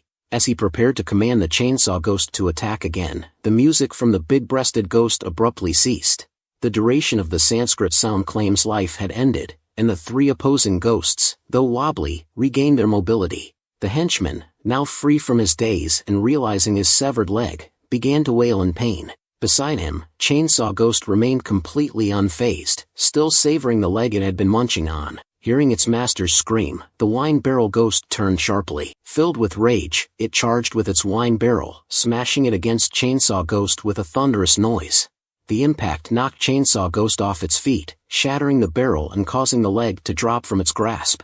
Chainsaw Ghost, angered by the loss of its meal, roared and swiftly grabbed the wine barrel ghost's head. With a powerful stomp, Chainsaw Ghost crushed the ghost's head like a smashed watermelon. The brutal display shocked both the driver and the henchman, witnessing the terrifying strength and wrath of the Chainsaw Ghost's gluttony. Having vanquished the wine barrel ghost, Chainsaw Ghost resumed munching on the leg without concern. The clown girl floated over, silently acknowledging their underestimation of Lin Ma. She directed the bandage ghost to tightly wrap the henchman's wound, while the driver quickly assisted him into the taxi. As they sped away, the clown girl shot Lin Ma a fierce glare, her face red with anger, silently vowing revenge. Lin Ma, unfazed by her intensity, watched her with a mocking smirk. After a moment, she turned and fled with her remaining ghosts. Glancing back at Lin Ma before disappearing into the distance, he couldn't shake the feeling that he had seen her somewhere before. The realization struck him, the news he saw while at the barbecue.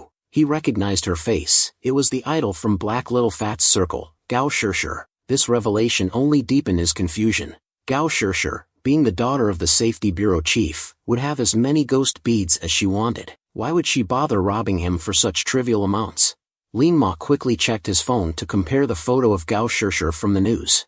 He then turned to his ghostly companion for confirmation. The blood-pupilled ghost, after a professional analysis, noted an 80% similarity in their facial features. Lin Ma appreciated the ghost's expertise, though the answer only deepened his bewilderment. The daughter of the Safety Bureau chief, reported to be powerful, should not have had any trouble defeating him. The puzzle was making his head ache, so he decided to let it go and head home to sleep. As he recalled Chainsaw Ghost and Big-Breasted Ghost, he picked up the ghost bead left by Wine Barrel Ghost and grinned at the unexpected gain from the robber. In this world, it seemed might truly made right. However, his elation quickly turned to despair when he realized he was lost and there was no Uber in sight. Meanwhile, inside an abandoned warehouse, the sound of wailing echoed. The clown girl had summoned a ghost doctor to treat the stout man's wound and stop the bleeding.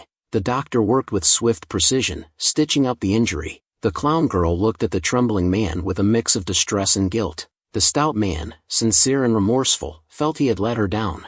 The clown girl, grateful for his constant support, reassured him. They had simply had the misfortune of encountering a tricky opponent. The driver spoke up bitterly, reflecting on the recent events. His frustration was evident as he pointed out that if it weren't for the protagonist's sister stealing the fake ghost, there was no way they would have lost to that scrawny kid. The clown girl, washing off her face paint to reveal her beautiful and delicate features, a look of determination and anger flashed in her eyes as she vowed to take revenge next time they encountered him. Meanwhile, back in the White Orchid residential area, Lin Ma kicked open his dormitory door, fuming about the unlicensed taxi that had forced him to pedal a shared bike until his legs felt like they were about to break. Exhausted, he collapsed on his bed without bothering to change, relieved at the thought of finally getting some rest. However, his hopes were dashed when a horrendous wailing sound, reminiscent of ghostly crying, came from the floor above, jolting him awake. The irritating screech made Lin Ma's eyes turn red, instantly dispelling his sleepiness. Frustrated, he jumped up angrily, cursing the landlord's son, who had a habit of sleeping all day and then singing and dancing all night. After a brief contemplation, Lin Ma devised a plan. He tapped the M-shaped pattern on his arm, summoning the big-breasted ghost. Gesturing to the ghost, he instructed it to scare the landlord's son so much that he would wet himself tonight. Upstairs, the landlord's son was belting out tunes into a microphone with all his might, his parents cheering him on enthusiastically. Encouraged by their praise, he became even more excited, ready to sing another song, unaware of the fright that awaited him. But just then, a cold gust of wind swept through the room, dropping the temperature significantly. The landlord's wife, noticing the rustling curtains, nervously asked about the sudden chill, fearing it might be a ghost. The landlord, trying to comfort her, reassured her that all ghosts in the urban area had been eliminated by the Safety Bureau long ago and it was probably just a storm approaching. Their son, annoyed by their distraction, demanded their attention to his singing. His parents quickly resumed their applause. However, as the boy was about to sing again, the lights in the house suddenly went out. The landlord's wife, terrified, jumped into her husband's arms. The landlord tried to calm her, insisting it was just a temporary power outage. But then she saw something horrifying. In the pitch-black room, the TV screen was still glowing, displaying a woman with bloody clothes and disheveled hair, eerily playing an ancient zither and laughing ominously. Both the wife and the boy screamed in terror, urging the landlord to turn off the TV. He quickly did so, confused by their reaction as he hadn't seen anything unusual on the screen. The landlord's wife and son, still trembling, pointed behind him with terror in their eyes. Startled, the landlord glanced sideways and saw a terrifying woman in red with messy hair floating right behind him. In a chilling voice, she asked who dared to sing at midnight. Meanwhile, Lin Ma lay comfortably in his bed, hearing constant notifications from his system congratulating him on gaining emotional collapse points from the terrified family. Lin Ma laughed delightedly at the success of his plan, pleased with himself for scaring the family that had been disturbing his sleep with their ghostly wailing every night. With a swift gesture, he called back the big-breasted ghost, relishing the sounds of the landlord reprimanding his son from upstairs. Satisfied, Lin Ma peacefully drifted off to sleep. The next day, Lin Ma went out to get his takeaway and encountered the landlord and his son, both sporting heavy dark circles under their eyes. He couldn't help but chuckle at their disheveled appearance. The landlord sighed, looking worn out, while his son had a bruised face, likely from a reprimand. Lin Ma observed the landlord's frustration. The landlord's son seemed downtrodden, having evidently received a stern talking to for his ghostly wails every night. The landlord, recognizing Lin Ma's confident demeanor, looked at him with a pleading expression, hoping for help. Lin Ma, recalling his background in dealing with supernatural matters, knew this was his opportunity. He gestured towards the landlord's apartment, indicating his willingness to assist. They proceeded upstairs together, and Lin Ma began a show of expertise. He started by sprinkling salt all around the room, creating a protective barrier. Then, taking a bowl of water, he gulped it down before spraying it everywhere, mimicking a ritualistic cleanse. After completing the cleansing ritual, Lin Ma assured the landlord that the ghost was gone and emphasized that the young boy should refrain from singing at night. The landlord nodded in agreement, relieved and grateful for Lin Ma's expertise. Satisfied, Lin Ma prepared to head home in high spirits when his phone buzzed. It was a message from Black Little Fat, inviting him to play and rank up in their favorite game. Eager to unwind, Lin Ma hurried home and logged onto the game. In his past life, he had been a top-tier pro gamer, making lower-tiered matches feel like taking candy from a baby. Upon starting the game and teaming up with Black Little Fat, Lin Ma decisively chose the hero blood-pupiled Ghostingya to get familiar with his skills. As the game progressed, Lin Ma noticed the middle lane corpse-eating ghost struggling against the opposing bandage ghost. Seizing the opportunity, Lin Ma hid in the bushes, ready to ambush. In a flash, he darted out, initiating his blood prison illusion skill. The bandage ghost quickly reacted, using his flash skill to flee. However, as he reached the safety of his tower, he turned to unleash his bandage pierce ability. Lin Ma instantly activated the blood-pupiled ghost's retaliation skill, causing the bandage to rebound and pierce the bandage ghost instead. Meanwhile, in an abandoned warehouse, a beautiful girl watched with rage from her hammock, vowing to get her revenge. At that moment, Lin Ma received a notification from his system. "Congratulations, host has gained 10 emotional collapse points." Ecstatic, he realized that the opposing bandage ghost's morale had shattered. He chuckled to himself, thinking he had found a new way to get rich. Emboldened, Lin Ma began to frequent the middle lane even more. With every gank, he received notifications from the emotional collapse system. "Congratulations, host has gained 80 emotional collapse points." Ultimately, with a triumphant godlike announcement, the score of the bandage ghost plummeted to 060. Inside the warehouse, the girl was drenched in cold sweat, her face pale. She cursed her luck, wondering why the blood-pupiled ghost seemed fixated on targeting her relentlessly. Meanwhile, Lin Ma looked at the victorious game screen with sheer excitement. He was thrilled by earning 100 points in a single game and mused about how he would defend gaming's merits against any detractors. Just then, a friend request popped up on his game screen. "Heartless Clown requests to add you as a friend." Recognizing the bandage ghost from the last round, Lin Ma smirked and promptly declined the request, anticipating the player's attempt to vent anger. A system notification soon followed, awarding him an additional 10 emotional collapse points, which made Lin Ma chuckle. Turning off his phone, Lin Ma began to ponder. During the game, he realized the importance of the blood-pupiled ghost's retaliation skill, which could negate and reflect control effects back at the enemy. Recognizing its potential in real combat, he decided to feed all his ghost beads to the blood-pupiled ghost to level it up. Several ghost beads transformed into a stream of black smoke, absorbed into the blood pupil of his right eye. Sequentially, system alerts blared. Blood-pupiled ghost's loyalty increases by 5%, remaining at 20%. The blood-pupiled ghost has been upgraded to a beginner-level malevolent spirit. Lin Ma grinned, pleased with the double level up. He continued to redeem the blood-pupiled ghost's skills. After deducting 500 emotional collapse points, he successfully unlocked the second skill for the blood-pupiled ghost, acquiring the retaliation ability. The skill's effect stated, upon activation, it can negate enemy control effects and reflect half of them back. It consumes 50 aura points and has a cooldown of 180 seconds. Lin Ma felt a bit disappointed by the long cooldown time, but the power of the retaliation effect lifted his spirits. Glancing at the handsome blood-eye reflected in the mirror, Lin Ma's mood improved further. He wondered if the number of circles in his right eye would increase with his level, potentially transforming it into something resembling a Rinnegan at its peak. Just as he was lost in thought, a series of rapid knocks came from the door. Taken aback, Lin Ma wondered who could be visiting him at this time. Opening the door, Lin Ma was greeted by a shiny bald head. An elderly man with a goatee stood there, appraising him with a sly grin. Introducing himself as Zhai Feng, the principal of Aries Academy, he extended an invitation for Lin Ma to study at their school. Lin Ma was taken aback by the high-profile visit, noting that he had not heard of Aries Academy before. Inviting the somewhat suspicious Zhai Feng inside, Lin Ma listened as the principal surveyed the modest surroundings and commented on the basic living conditions. Lin Ma felt a bit insulted but was reassured when Zhai Feng clarified that he meant no offense. Zhai Feng explained that the academy was offering a full scholarship that would cover both tuition and accommodation fees, which would be a significant saving for Lin Ma. Zhai Feng handed Lin Ma a brochure that detailed the academy's offerings.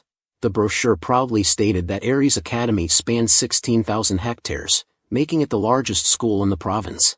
It offered diverse majors such as healer, tank, assassin, and mage, all taught by instructors with at least a qualification of 6th-tier Ghost Master. Lin Ma, impressed by the brochure's information, was tempted by the prospect of a full scholarship, especially given that the prestigious Ghost Master University charged an annual fee of 100,000, which was a significant burden for his farming family. Zhai Feng, eager for Lin Ma's decision, produced an application form and a pen, urging him to sign on the spot. As Lin Ma was about to sign, he hesitated and asked about the academy's ranking. Zhai Feng downplayed the importance of rankings, focusing instead on the quality of education and the academy's mission to protect people. He suggested that the real value lay in what students learned rather than superficial ranks. Lin Ma immediately sensed something was off and questioned whether Zhai Feng's institution might be an unofficial, unrecognized diploma mill. Zhai Feng, laughing nervously, insisted that Aries Academy was the largest school in Jiang Province and had an impressive list of notable alumni. However, when Lin Ma pressed him for specific names, Zhai Feng struggled, offering vague responses and ultimately failing to provide concrete examples. Just then, the sound of high heels echoed through the doorway, and a busted beauty stepped inside. She derisively commented that the academy's large campus was due to 14,000 hectares of barren graves, casting a disdainful look at Zhai Feng. Flustered, Zhai Feng tried to defend the academy by highlighting the average teacher qualification of a 6th-tier Ghost Master. The woman, unfazed, dismissed this claim, pointing out that Zhai Feng was likely the only teacher, making the average qualification misleading. Stunned by the revelation, Lin Ma realized he had almost been deceived by a school with only one teacher. The woman introduced herself as Min, a teacher from Snow Phoenix Academy. Lin Ma shook her hand and noticed the 4 distinct patterns on her pale arm. Min presented an application form for Snow Phoenix Academy, boasting that it was ranked 1st in Jiang Province and 10th nationwide. With 2 application forms before him, Lin Ma could clearly see that Snow Phoenix Academy was the legitimate choice. Realizing he was about to lose a potential student, Zhai Feng awkwardly retrieved his application form with a forced smile, recognizing that Snow Phoenix Academy's offer was far more credible. At that moment, Min's phone rang. It was a call from the head of the education department. The moment Min answered her phone, a commanding voice roared, demanding that Snow Phoenix Academy immediately withdraw its admission offer to Lin Ma. Confused and alarmed, Min inquired about the reason for this abrupt decision. The official on the other end explained that Lin Ma had been blacklisted by high-ranking officers of the Safety Bureau, including Deputy Commissioner Sunday. This blacklist meant that Lin Ma was barred from all universities in the province. Lin Ma quickly deduced that this move was orchestrated by Sun Lily. Infuriated, Min demanded to know the grounds for blocking such a promising student, but the official remained unyielding, asserting that Lin Ma's academic journey was over and that Snow Phoenix Academy had plenty of other talents. As the call ended, leaving only the incessant beep, Min's face turned a shade of green from anger. She looked at Lin Ma, her frustration palpable, and asked who he had offended. Lin Ma, with an indifferent expression, leaned against the table and simply said he had made some enemies. Min, rubbing her temples, promised to petition the education department on Lin Ma's behalf, vowing to do her best to secure his admission. She expressed sympathy for his situation but acknowledged that, given her limited influence, it might be difficult. Lin Ma then questioned why he couldn't study on his own if he couldn't attend a university.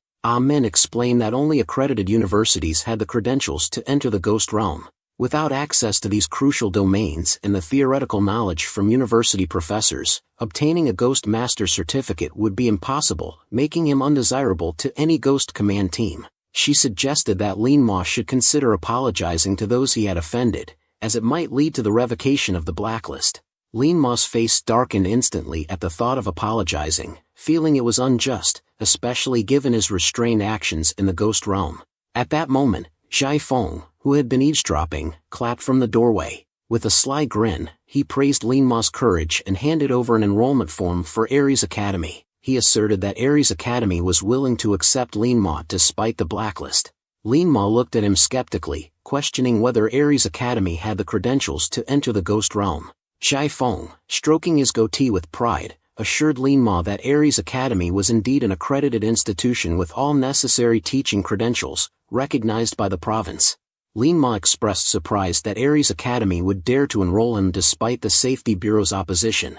Zhai Feng, sneering confidently, dismissed the authority of the Safety Bureau and their notifications, asserting that Aries Academy remained steadfast and independent. Min smirked at Zhai Feng's bravado, commenting on his tendency to brag. Seizing the moment, Lin Ma began flattering Zhai Feng, praising his integrity and commendable stance. Zhai Feng, visibly pleased, eagerly offered the enrollment form once again, ready for Lin Ma's signature. Lin Ma, with a nod, inquired if the previous offers of waiving tuition and accommodation fees still applied. Zhai Feng, rubbing his hands with glee, confirmed that the offers stood. Lin Ma requested, as a final condition, not to be assigned to a dormitory near a graveyard. Zhai Feng assured him that the dormitories were modern, spacious buildings with no such concerns, and they proceeded to finalize the paperwork. As Lin Ma signed the enrollment form, Zhai Feng's excitement was palpable. Lin Ma recognized that with no other options in the province, Aries Academy was his only viable choice. Zhai Feng, eager to further entice Lin Ma, asked if he had any classmates who might be interested in joining Aries. He offered a green corpse ghost pearl as a reward for any introductions. Lin Ma's eyes lit up at the prospect and immediately called Black Little Fat, inviting him to join him at Aries Academy. Observing the situation, Min felt a pang of regret, lamenting the loss of another promising student due to the Safety Bureau's interference. Afterward, Lin Ma visited the ghost marketplace to buy essentials for school. As he entered, he heard a vendor shouting about fresh starving ghosts on sale. Curious, Lin Ma approached and asked about their abilities. The vendor explained that these ghosts had the following skills: Devour, allowing them to consume ghosts up to 2 levels below themselves, and Hunger Curse, which marked enemies to inflict negative hunger effects. Lin Ma considered the information but decided against purchasing, as he didn't have available contract slots and didn't see the value in expanding his limit for a common ghost. Seeing that Lin Ma was still considering the ghost, the vendor tried to lure him in with a flattering smile, offering a special deal of 500,000. Lin Ma, aware that the standard market price for a starving ghost was only 100,000, recognized the vendor's attempt to exploit him. Deciding to teach him a lesson, Lin Ma played along. He asked the vendor to lower the price, and the vendor, pretending to deliberate, offered a 20% discount, bringing the price down to 400,000. Lin Ma, with a mischievous grin, inquired whether the ghost was ripe, a question that baffled the vendor. Lin Ma then made an eerie comment about eating the ghost, which frightened both the vendor and the ghost. The vendor, distressed by Lin Ma's unsettling behavior, exclaimed in horror, suspecting that Lin Ma might actually be a demon. As Lin Ma continued with absurd demands, such as weighing the ghost and asking for a satiated one instead, the vendor, driven to frustration, told him to leave. Lin Ma's taunting as he exited the market only intensified the vendor's anger. Meanwhile, Sun Lily, shopping for school supplies with her brother Sun Mao, was seething with frustration. Despite Sun Mao's attempts to reassure her that their father's blacklist would ensure Lin Ma's failure, Sun Lily was determined not to feel satisfied until she confronted him in person. As the commotion unfolded, Sun Lily's attention was drawn to a familiar face. She recognized the person who had previously bullied her and pointed them out to her brother, Sun Mao. Fueled by a sense of justice, Sun Mao immediately took action, determined to seek retribution. Meanwhile, Lin Ma was engaged in a negotiation with a vendor over a ghost bead that appeared to be of mediocre quality and had visible cracks. Lin Ma offered a significantly reduced price, which prompted the vendor to react with incredulity at the low offer. At that moment, Sun Mao seized the opportunity to intervene, taking the ghost bead and purchasing it at the original price. He made it clear that he believed people with limited means should refrain from diminishing the reputation of ghost masters. Lin Ma, undeterred by the scene unfolding before him, found amusement in the situation. He expressed his disbelief at the exorbitant price paid for a defective item and likened the purchase to a foolish investment. Realizing he had been taken advantage of, Sun Mao attempted to maintain his composure, dismissing Lin Ma's comments and defending his decision to buy the bead despite its imperfections. Seizing the moment, Lin Ma decided to make the situation even more entertaining. He drew the attention of the crowd, advertising the high price paid for the cracked ghost bead as a rare opportunity not to be missed. The nearby stall owners quickly gathered around, each presenting their own items and offering competitive deals, further fueling the commotion. In the midst of the chaos, the system registered Lin Ma's successful maneuver, awarding him emotional collapse points. Sun Mao, overwhelmed by the encroaching vendors, quickly retracted his gold card. Meanwhile, Sun Lily, sensing the impending trouble, swiftly grabbed her brother and attempted to leave. Lin Ma, observing their attempt to escape, saw an opportunity to challenge them. He pointedly highlighted their identities as the children of Deputy Director Sun from the Safety Bureau, casting doubt on their financial capacity and accusing them of intending to tarnish the Sun family's reputation by backing out of their commitment. The vendors, eager to capitalize on the situation, surrounded Sun Mao and Sun Lily, supporting Lin Ma's claims. They implied that the Sun family was merely purchasing the item to prevent inferior products from flooding the market, portraying their actions as an act of generosity. In a difficult position, Sun Mao and Sun Lily shot venomous glares at Lin Ma, their frustration evident. The crowd buzzed with speculation, noting Sun Mao's background as a student from Snow Phoenix School, which lent credibility to Lin Ma's assertions. Reluctantly, Sun Mao decided to go through with the purchase. He handed over his card, and the vendor quickly processed the transaction. As 8 million vanished from Sun Mao's account, both siblings felt a deep sense of regret, fearing the repercussions if their father discovered the extravagant expenditure on what seemed to be a worthless item. The system registered Lin Ma's successful manipulation, awarding him 200 emotional collapse points. Elated by the outcome, Lin Ma reveled in his triumph. Approaching Lin Ma with a dark scowl, Sun Mao exuded menace, while Sun Lily urged him to take action against Lin Ma. Unfazed, Lin Ma remained relaxed, feigning indifference and continuing to play the situation to his advantage. Suddenly, Sun Mao, with a fierce glare, issued a challenge to Lin Ma. The crowd, observing the confrontation, began to murmur with concern. The idea of a college sophomore challenging a senior high school student seemed like an act of blatant bullying, causing many to worry about Lin Ma's predicament. Lin Ma, unfazed, responded with a smirk, noting the minimal age difference between them. He found the challenge amusing and questioned Sun Mao's audacity. When Sun Mao revealed the cracked ghost bead he had recently purchased as part of the challenge, Lin Ma was momentarily surprised. Despite their low quality, the ghost beads were still worth over 8 million, making the offer tempting. Sun Lily continued to taunt Lin Ma, questioning his earlier bravado. Lin Ma, determined to prove himself, accepted the challenge with a confident stance. The crowd quickly gathered around the challenge platform, eagerly anticipating the duel and voicing their support for Lin Ma.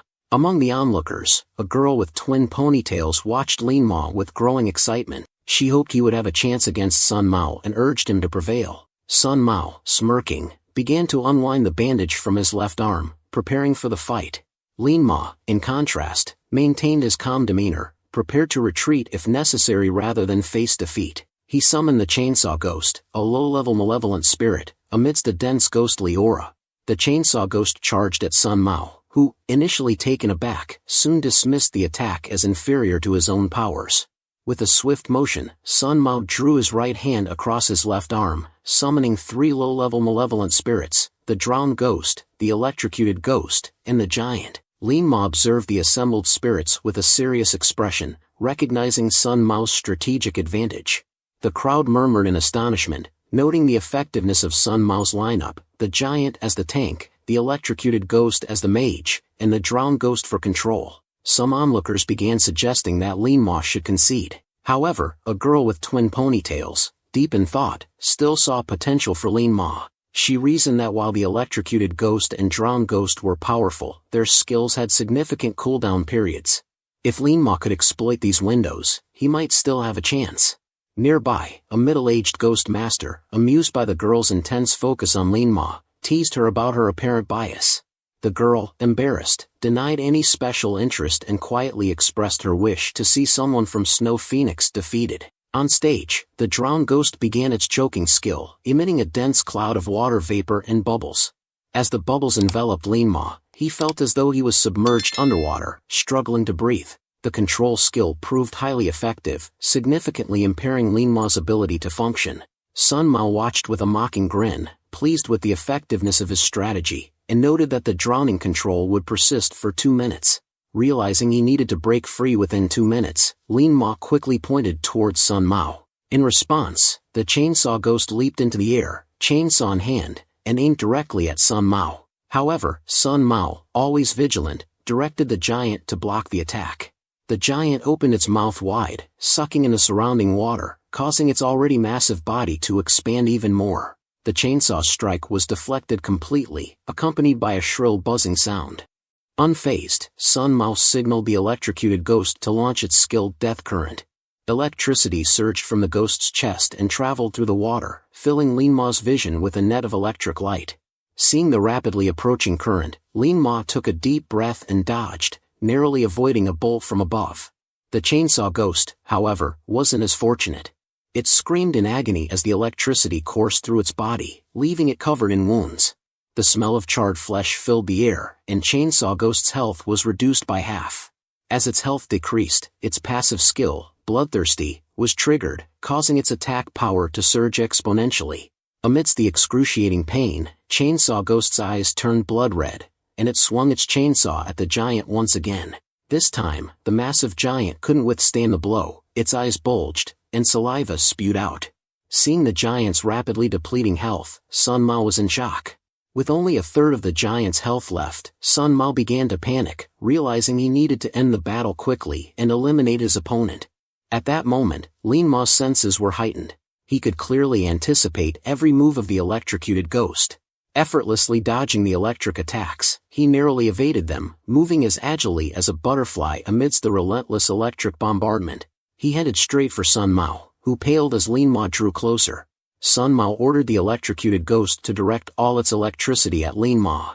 In an instant, electricity filled the air, raining down like a storm.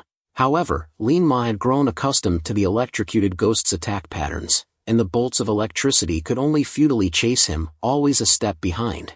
The audience was no longer calm. A girl with twin ponytails jumped up excitedly, thrilled by Lin Ma's performance. In her excitement, she didn't notice her twin ponytails hitting the face of the man next to her, Deputy Director of the Education Bureau, Xing Shan. Xing Shan was somewhat stunned, impressed by Lin Ma's movement and anticipation skills, though he still doubted Lin Ma could beat Sun Mao. Despite the girl's excitement, he remained skeptical, believing that once Sun Mao used the contract ghost's combined skill, it would be over for Lin Ma. The girl immediately challenged Xing Shan's confidence in Lin Ma's defeat, proposing a bet involving a green corpse ghost pearl. Xing Shan, filled with disdain, refused to stoop to betting with a child. The girl, undeterred, mocked him for his perceived cowardice, noting his fancy attire contrasted with his lack of courage. Amused by her taunt, Xing Shan agreed to the bet but insisted that if he won, she only needed to apologize. Excited by the proposal, the girl eagerly anticipated the potential riches from the green corpse ghost pearl, which was worth 100,000. Xing Shan, observing her enthusiasm, thought she bore a striking resemblance to Director Gao's daughter, Gao Shishir. Suddenly, the crowd gasped as Lin Ma began to fight back. Amidst the relentless electrical bombardment from the electrocuted ghost, Lin Ma remained calm and composed, his right eye's blood pupil calculating all points of attack. Within a second, he was right in front of Sun Mao. Sun Mao, seeing Lin Ma's approach, activated the drowned ghost's skill, Waterweed Wrap, a strong control ability. The drowned ghost secreted a sticky fluid from which numerous water weeds rapidly grew, quickly commanded by Sun Mao to wrap around Lin Ma. Lin Ma, aware of the danger, knew that being caught by the weeds would render him powerless. Despite this, he resolutely charged at Sun Mao. Sun Mao, confident in his victory, maliciously anticipated Lin Ma's capture. However, the next second, Sun Mao locked eyes with Lin Ma's blood-red right eye. Sun Mao experienced a momentary dizziness and blurred vision. Despite his wooziness, he struggled to control the water weeds, ensuring they completely entangled Lin Ma, rendering him immobile. Sun Mao, with a mocking expression, taunted Lin Ma, underestimating him. However, Lin Ma, trapped within the weeds, calmly pointed out that Sun Mao should examine who was truly immobile. Sun Mao, taken aback, attempted to move but found himself paralyzed. The scene before him began to shift, revealing Lin Ma standing unaffected while he himself was ensnared by the water weeds. Horror crossed Sun Mao's face as he realized he had fallen victim to an illusion created by the blood-pupiled ghost's backlash. The hallucination had distorted his sense of direction. Lin Ma, crouching in front of Sun Mao with a playful grin, acknowledged Sun Mao's late realization. The crowd was stunned by the unexpected turn of events, and the girl with twin ponytails cheered for Lin Ma with excited fist pumps. Jing Shan, however, wore a somber expression, deeply focused on Lin Ma's silhouette. He noted the extreme difficulty of mastering the blood-pupiled ghost's backlash skill and marveled at Lin Ma's exceptional talent and comprehension. The girl with twin ponytails gloated, contrasting Lin Ma's skill with the supposed prowess of Snow Phoenix's students. Sun Lily, incensed by the criticism, insisted that the match was far from over and urged her brother to use his combination skill to defeat Lin Ma. Sun Mao, bitter and frustrated by the need to use his ultimate skill against a high school student, felt a surge of anger. A ghostly aura surrounded him as he began to rapidly inhale water. With each breath, his already swollen belly expanded further, forming a massive wall of flesh. Suddenly, Sun Mao's stomach burst open with a loud bang, flooding the area with putrid water. Lin Ma, repulsed by the stench, nearly vomited. As he mocked the attack, he quickly realized something was wrong. The drowned ghost erupted from the water and wrapped around him like an octopus, dragging him downward. Struggling against the drowned ghost's overpowering strength, Lin Ma was soon submerged. The drowned ghost clung tightly to Lin Ma's back, its lifeless eyes fixed on him as it reveled in its twisted pleasure. Choking on the foul water, Lin Ma mentally cursed the situation. Above, a thunderous roar echoed as Sun Mao gathered a storm of electricity with the electrocuted ghost. Understanding the combination skill, Lin Ma recognized the strategy. The giant's explosion created a water field, the drowned ghost immobilized him, and now the electrocuted ghost's thunderbolt would strike. The water's conductivity would ensure he was electrocuted even if the thunderbolt missed. Realizing he had only enough spiritual energy left for two skills, Lin Ma considered his options. Using blood prison illusion could free him from the drowned ghost but would leave him vulnerable to the thunderbolt. Resolute, Lin Ma decided to take his adversaries down with him. He pressed an M-shaped pattern on his arm, releasing a surge of ghostly energy. Sun Mao, watching in confusion, wondered about the source of the energy. In the next moment, the big-breasted ghost, cradling an ancient zither, appeared in the sky. Lin Ma, with a slight smile, prepared his counterattack. Sun Mao's face paled as he saw the big-breasted ghost begin to pluck the zither strings. Alarmed, he realized Lin Ma still had a contract ghost and was using it to launch an attack instead of saving himself. The melodies from the zither transformed into sound waves that pierced Sun Mao's body. Howling in agony, Sun Mao marveled at Lin Ma's audacity. It seemed Lin Ma was willing to trade their lives, using the big-breasted ghost's attack rather than seeking his own escape. As Sun Mao struggled to comprehend the situation, he saw the chainsaw ghost charging toward him. Panic set in as Sun Mao tried to resist, but he was bound by aquatic plants and unable to move. Desperate, he attempted to command the weakened giant to protect him. However, the giant, severely diminished due to its ruptured belly, was no match for the chainsaw ghost. With a single swing, the giant was reduced to chunks of meat and kicked aside by the chainsaw ghost. Cold sweat dripped from Sun Mao's forehead as he watched in horror. The chainsaw ghost, grinning sinisterly, murmured, "Human flesh, my favorite." Terrified of the looming threat, Sun Mao realized he had more to lose than Lin Ma. As the son of the deputy director of the Safety Bureau, his future was at stake. Trading lives with Lin Ma was unacceptable. In a frantic bid for survival, Sun Mao commanded the electrocuted ghost to redirect the lightning strike. A blinding flash of light altered the lightning's course, directing it toward the chainsaw ghost. The chainsaw ghost screamed in pain as the electricity scorched its back, turning flesh to black and bone. The lightning that was intended for Sun Mao struck the ground instead. Gloating, Sun Mao sneered at Lin Ma, relishing the perceived victory. However, as the chainsaw ghost struggled to rise, its blood surged, and its crimson eyes glowed even redder with intensity. Lin Ma had been waiting for this exact moment. With the chainsaw ghost's passive ability Bloodthirsty amplifying its attack tenfold, Lin Ma commanded it to unleash its second skill, Chainsaw Frantic Dance. The chainsaw ghost, now in a frenzied state, revved its chainsaw to full power and began a relentless assault.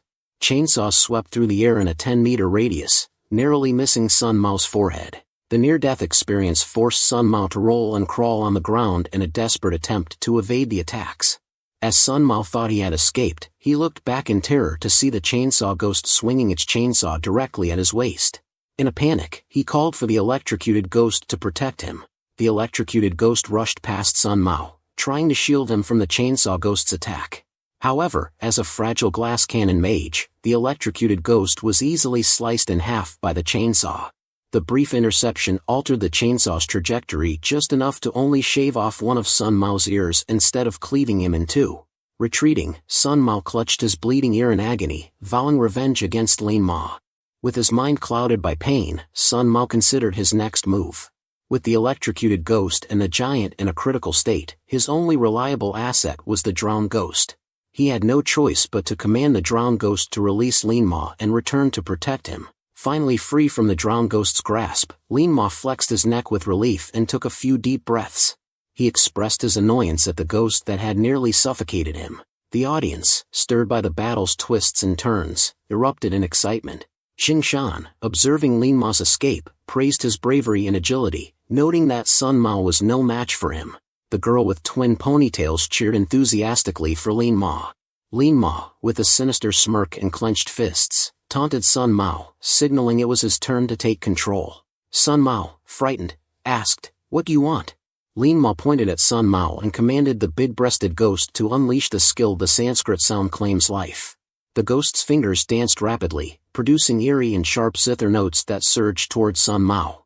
The piercing melody struck like lightning, overwhelming Sun Mao and his remaining contract ghosts. Despite their attempts to cover their ears, they could not block out the tormenting sound and were left howling in agony. Sun Mao's eyes blazed with bloodshot fury and unwillingness. Roaring in defiance, he declared that he would not lose to Lin Ma. Desperate, he ordered 3 fierce ghosts to charge forward. However, before the attack could commence, the giant and the electrocuted ghost, already near death, vanished. The insta-kill effect of the Sanskrit sound claims life had taken its toll. Sun Mao let out a heart-wrenching scream, not only from the annihilation of his contract ghosts but also due to the massive backlash this caused him. His intense emotional investment in these ghosts made the pain even more profound.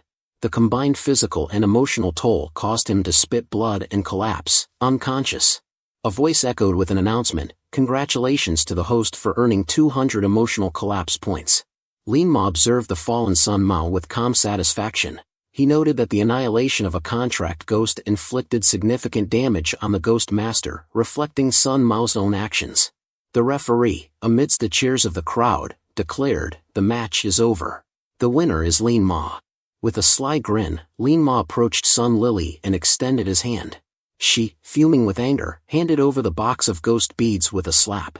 Lin Ma took the box and, waving casually at her, turned to leave. He mused to himself about the advantages of having such rivals, not only gaining money but also valuable points. Xing Shan, with a gloomy expression, cast a disdainful glance at the unconscious Sun Mao. He reflected on the embarrassment of Snow Phoenix's so-called genius being defeated by a high school student and questioned the judgment of Gao Longshan and Sun Deli for sealing away such a promising talent. As the twin ponytails girl looked at Xing Shan with excitement, she eagerly reminded him of their bet. Without hesitation, Xing Shan handed over a green corpse ghost pearl. Elated, the girl kissed the bead and celebrated her easy win. However, as she prepared to leave, she overheard Sun Lily whispering to Yellow Hair, instructing him to kill Lin Ma. Her face paled with realization. Alarmed by the threat, she grew anxious, recognizing that Lin Ma, weakened and vulnerable, was in danger. Determined to help, she followed Lin Ma, feeling she owed him for his earlier assistance. Unaware of the impending danger, Lin Ma was in high spirits, planning rewards for his contract ghosts. He treated the chainsaw ghost to some meat, causing it to drool uncontrollably. Lin Ma then handed the big-breasted ghost an oversized bra to ease her discomfort while walking. Annoyed, the big-breasted ghost rejected the gift. Noticing the blood-pupilled ghost feeling left out, Lin Ma playfully presented it with mentholated ointment, pretending it was eye drops. The blood-pupiled ghost grew suspicious and angry, questioning the gift. Lin Ma feigned confusion, claiming it was similar to previous eye drops used. A voice announced, "Congratulations to the host for earning 40 emotional collapse points," aggravating the blood-pupiled ghost further. Its loyalty decreased by 5%, dropping to 15%. Lin Ma quickly reassured the blood-pupiled ghost, clarifying that the bag only contained real eye drops and no mentholated ointment. The blood-pupiled ghost, sensing danger despite Lin Ma's dismissive attitude, issued a stern warning. Lin Ma, bemused, admired the ghost's perceptiveness but remained confident. Blood-pupiled ghost, worried about their depleted spiritual energy and weakened allies, expressed concern about their precarious situation. As Lin Ma hummed and walked into an alley, a shadow on the ground drew closer. Blood-pupiled ghost warned him of the incoming corrosive ghost slime. Lin Ma swiftly dove and rolled to avoid the danger, witnessing the corrosive liquid eat away at the ground. He exhaled in relief, knowing the potential danger had been narrowly avoided. Suddenly, a yellow-haired man emerged from the shadows, accompanied by a grotesque ghost covered in pustules. The man smirked, acknowledging Lin Ma's skill and Sun Mao's defeat. Another yellow-haired figure with sunglasses landed on the eaves, a bat-like ghost by his side. He urged his companion to finish Lin Ma and avenge Sun Mao. Blood-pupiled ghost anxiously warned Lin Ma about the vampire, indicating the situation was escalating. Lin Ma signaled for a retreat, but their escape was blocked by a burly man in flip-flops, holding a coffin. The man declared there was no way out. Lin Ma turned to the blood-pupiled ghost, seeking advice on how to handle the situation. The ghost, disheartened, admitted that, with its current malevolent spirit level and limited abilities, it was ill-equipped to deal with the threat. It suggested surrendering as the only viable option. The ghost with the prominent features swiftly raised a white flag, signaling surrender. Chainsaw Ghost, however, refused to give in, asserting its determination to fight despite its remaining strength. Lin Ma, smirking at the ghost's recklessness, faced the harsh reality of his situation. Surrounded by attackers and with a vampire looming above, surrender seemed inevitable. A yellow-haired man, who was smoking a cigarette, looked disdainfully at Lin Ma, recognizing him as an intruder in the affairs of Snow Phoenix's prodigy. Lin Ma, realizing he was cornered, attempted to buy time with a forced smile, subtly questioning his captor's intentions. The cigarette-smoking man dismissed the idea of theft, while Lin Ma made a coy remark about their interest in his appearance. His comment provoked visible disgust among the attackers. Enraged by Lin Ma's taunt, they advanced with aggression. Lin Ma, feeling the mounting hostility, prepared to summon Chainsaw Ghost for protection. At that moment, a shadow passed overhead as 3 tear gas canisters were thrown into the alley.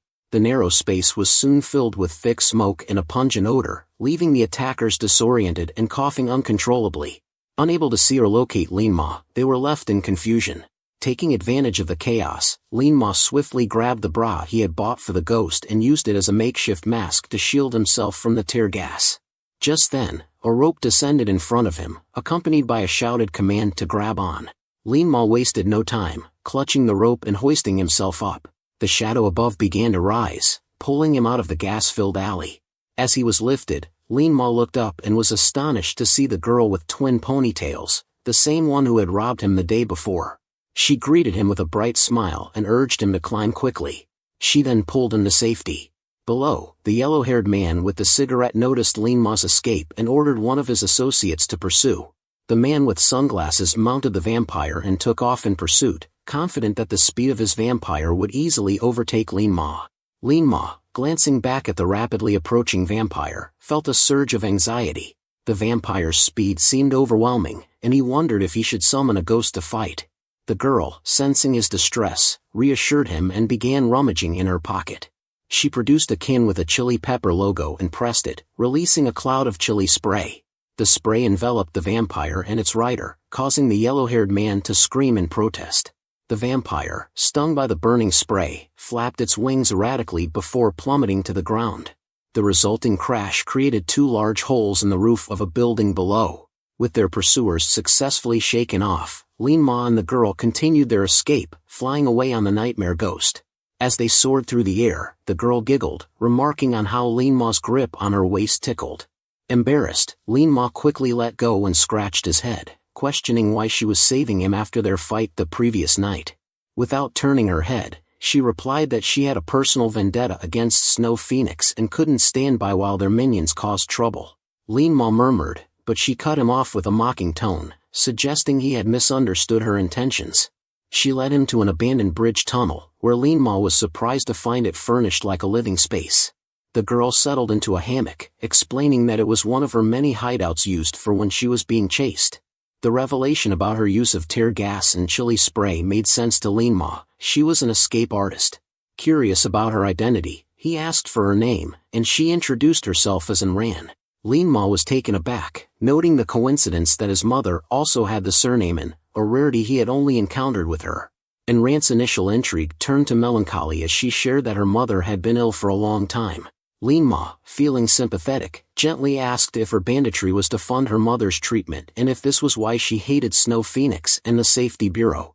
Enran's anger flared as she stood up, declaring that her true hatred was directed at Gao Longshan, whom she wished to see flayed alive. Lin Ma was taken aback by Enran's intensity when she revealed her vendetta against Gao Longshan. She explained that years ago, Gao Longshan had approached her mother under false pretenses, extracting information and then discarding both her and her mother. The betrayal was even more personal as Gao Longshan had taken her life-granted ghost and given it to his daughter, Gao Shishir. As the realization dawned on Lin Ma that Gao Shishir and Enran were half-sisters, his anger flared. He expressed his outrage at Gao Longshan's cruelty and at Gao Shishir's public facade despite her hidden dark secrets. He was appalled that Gao Longshan could inflict such pain on his own daughter. Tears streaming down her face, Enran added that not only had Gao Longshan harmed her, but he had also hurt her mother deeply. Lin Ma, filled with righteous indignation, gripped her shoulders and vowed to help her exact revenge on the Gao family. He promised that, despite having been blacklisted by Gao Longshan, he would stand by her side. Enran, somewhat dazed by Lin Ma's passionate response. The incongruity of the situation, combined with Lin Ma's fervent but somewhat comical display of anger, struck her as unexpectedly humorous. Despite the gravity of their predicament, Enran couldn't help but laugh through her tears. She then advised Lin Ma that confronting the Safety Bureau directly was challenging due to their vast influence.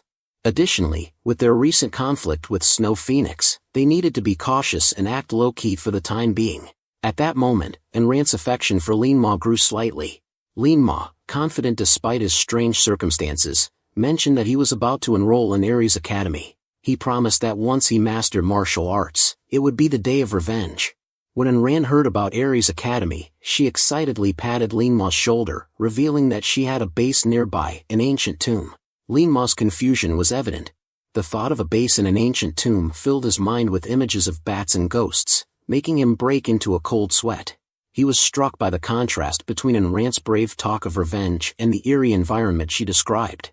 Enran laughed at Lin Ma's timid reaction, noting his amazement.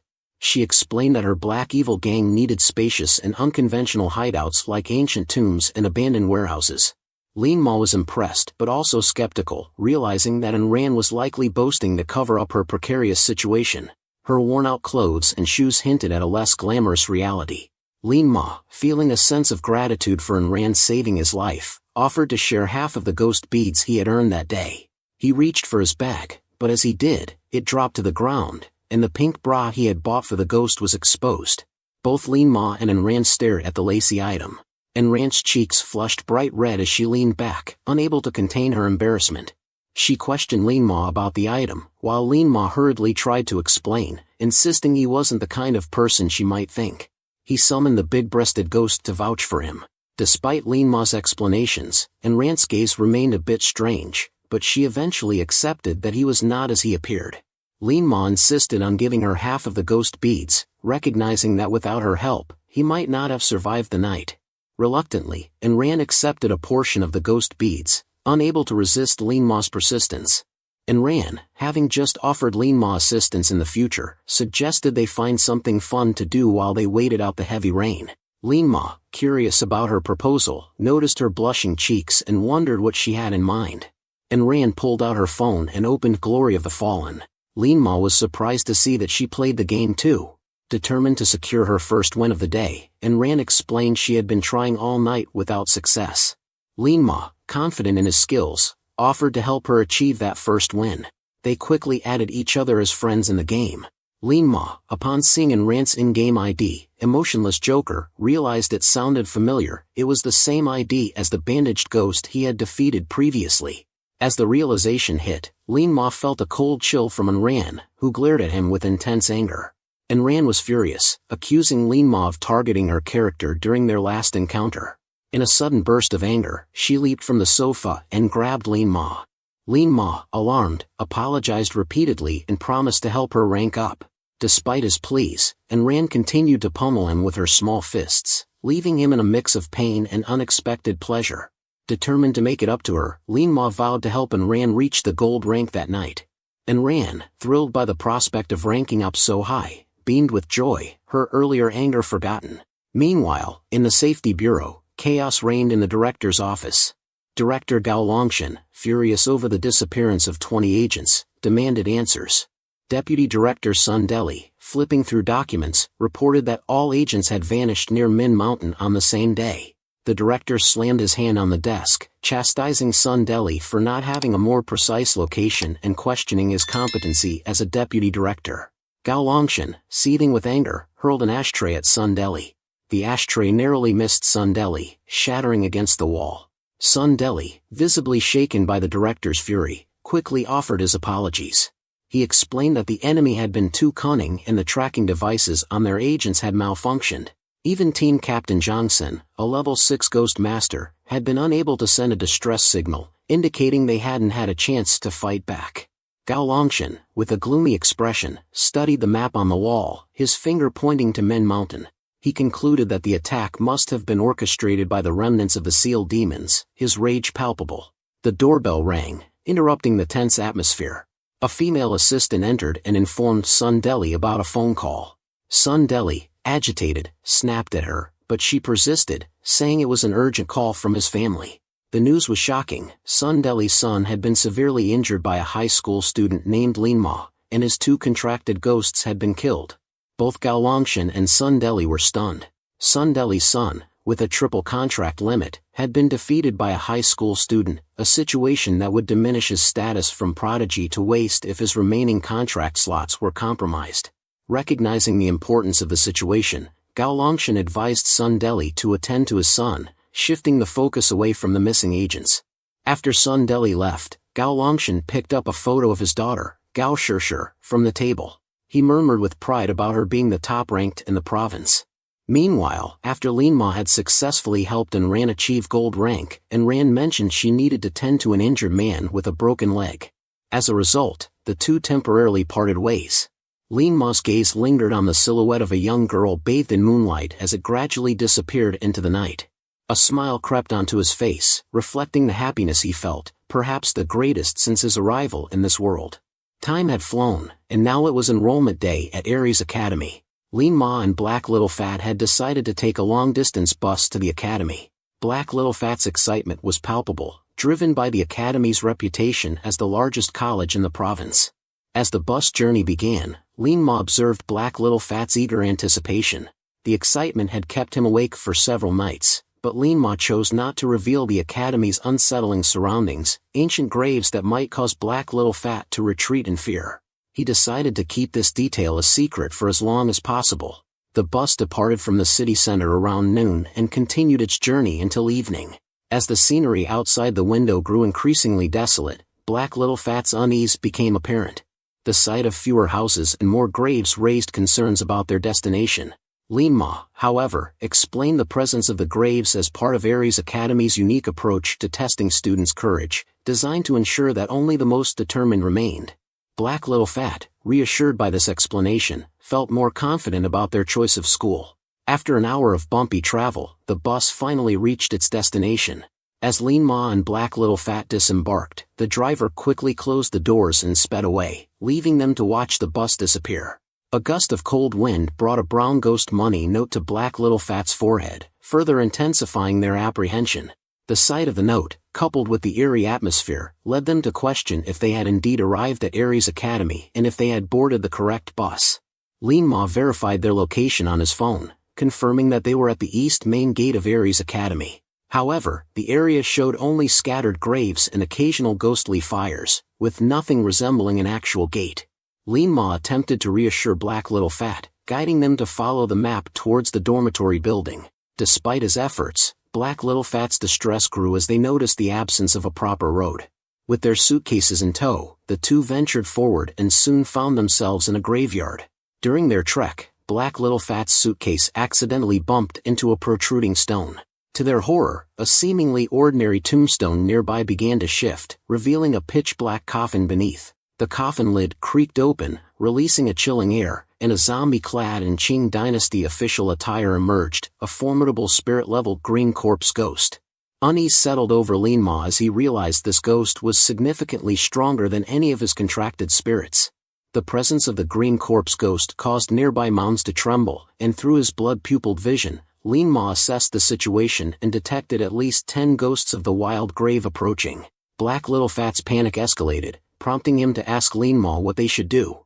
Lin Ma, gritting his teeth, directed him to prepare for battle, summon all their contracted ghosts, and find an opportunity to break through.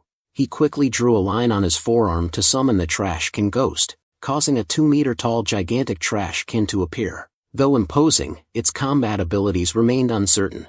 As the ghosts of the wild grave began to close in, Lin Ma, using his blood-pupilled vision, sensed the impending attack from the green corpse ghost and braced for the confrontation. Without warning, the green corpse ghost exhaled a breath of dark, oppressive air. A hoarse command followed, "Tear them apart." Black Little Fat, now in a panic, quickly opened the lid of the Trash Kin ghost and urged Lin Ma to hide inside with him. Just then, a ghostly hand erupted from the ground beneath Black Little Fat, seizing his ankle with a vice-like grip.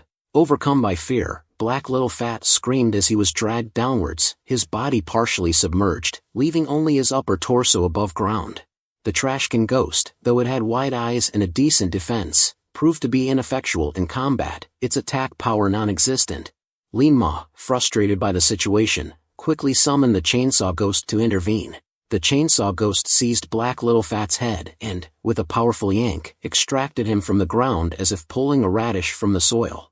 However, the Chainsaw Ghost's hunger was palpable, and its foul breath, emanating from its gaping mouth, terrified Black Little Fat further. Lin Ma had to focus intensely to prevent the Chainsaw Ghost from taking a bite out of Black Little Fat.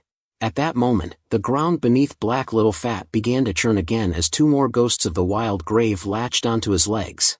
Enraged, the Chainsaw Ghost reacted fiercely, driving its saw into the neck of one of the ghosts of the wild grave. A horizontal swipe followed, decapitating the ghost and causing 2 brown ghost beads to fall to the ground.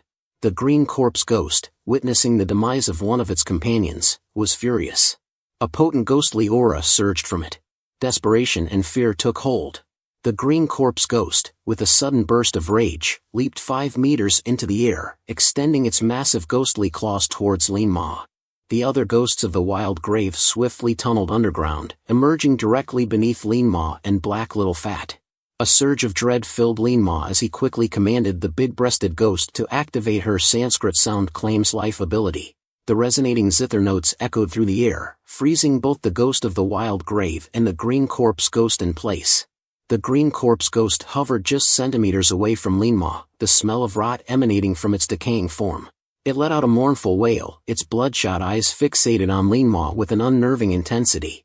Lin Ma felt a wave of panic and issued an immediate command to the Chainsaw Ghost. The Chainsaw Ghost, wielding his chainsaw, charged forward and kicked the immobilized green corpse ghost to the ground, driving the saw toward its neck. Despite the roaring chainsaw and the sparks that flew, the green corpse ghost's neck remained unscathed, showing only a few brown marks with its skin unbroken. Shocked by the ghost's impenetrable defense, Lin Ma quickly retreated. Black Little Fat gestured for Lin Ma to hide inside the Trash Kin ghost, and without hesitation, Lin Ma climbed in. Inside, the ghost's stomach was filled with rubbish and a potent, strange odor. But there was no time to be picky. The two of them hurriedly discussed how to handle the crisis. With 3 contracted ghosts at his disposal, Lin Ma needed 2,000 points to increase the limit, but he lacked the necessary points. Otherwise, he would have considered forcefully contracting the green corpse ghost. At that moment, Lin Ma realized with dread that the green corpse ghost was breaking free from the control of the Sanskrit sound claims life ability.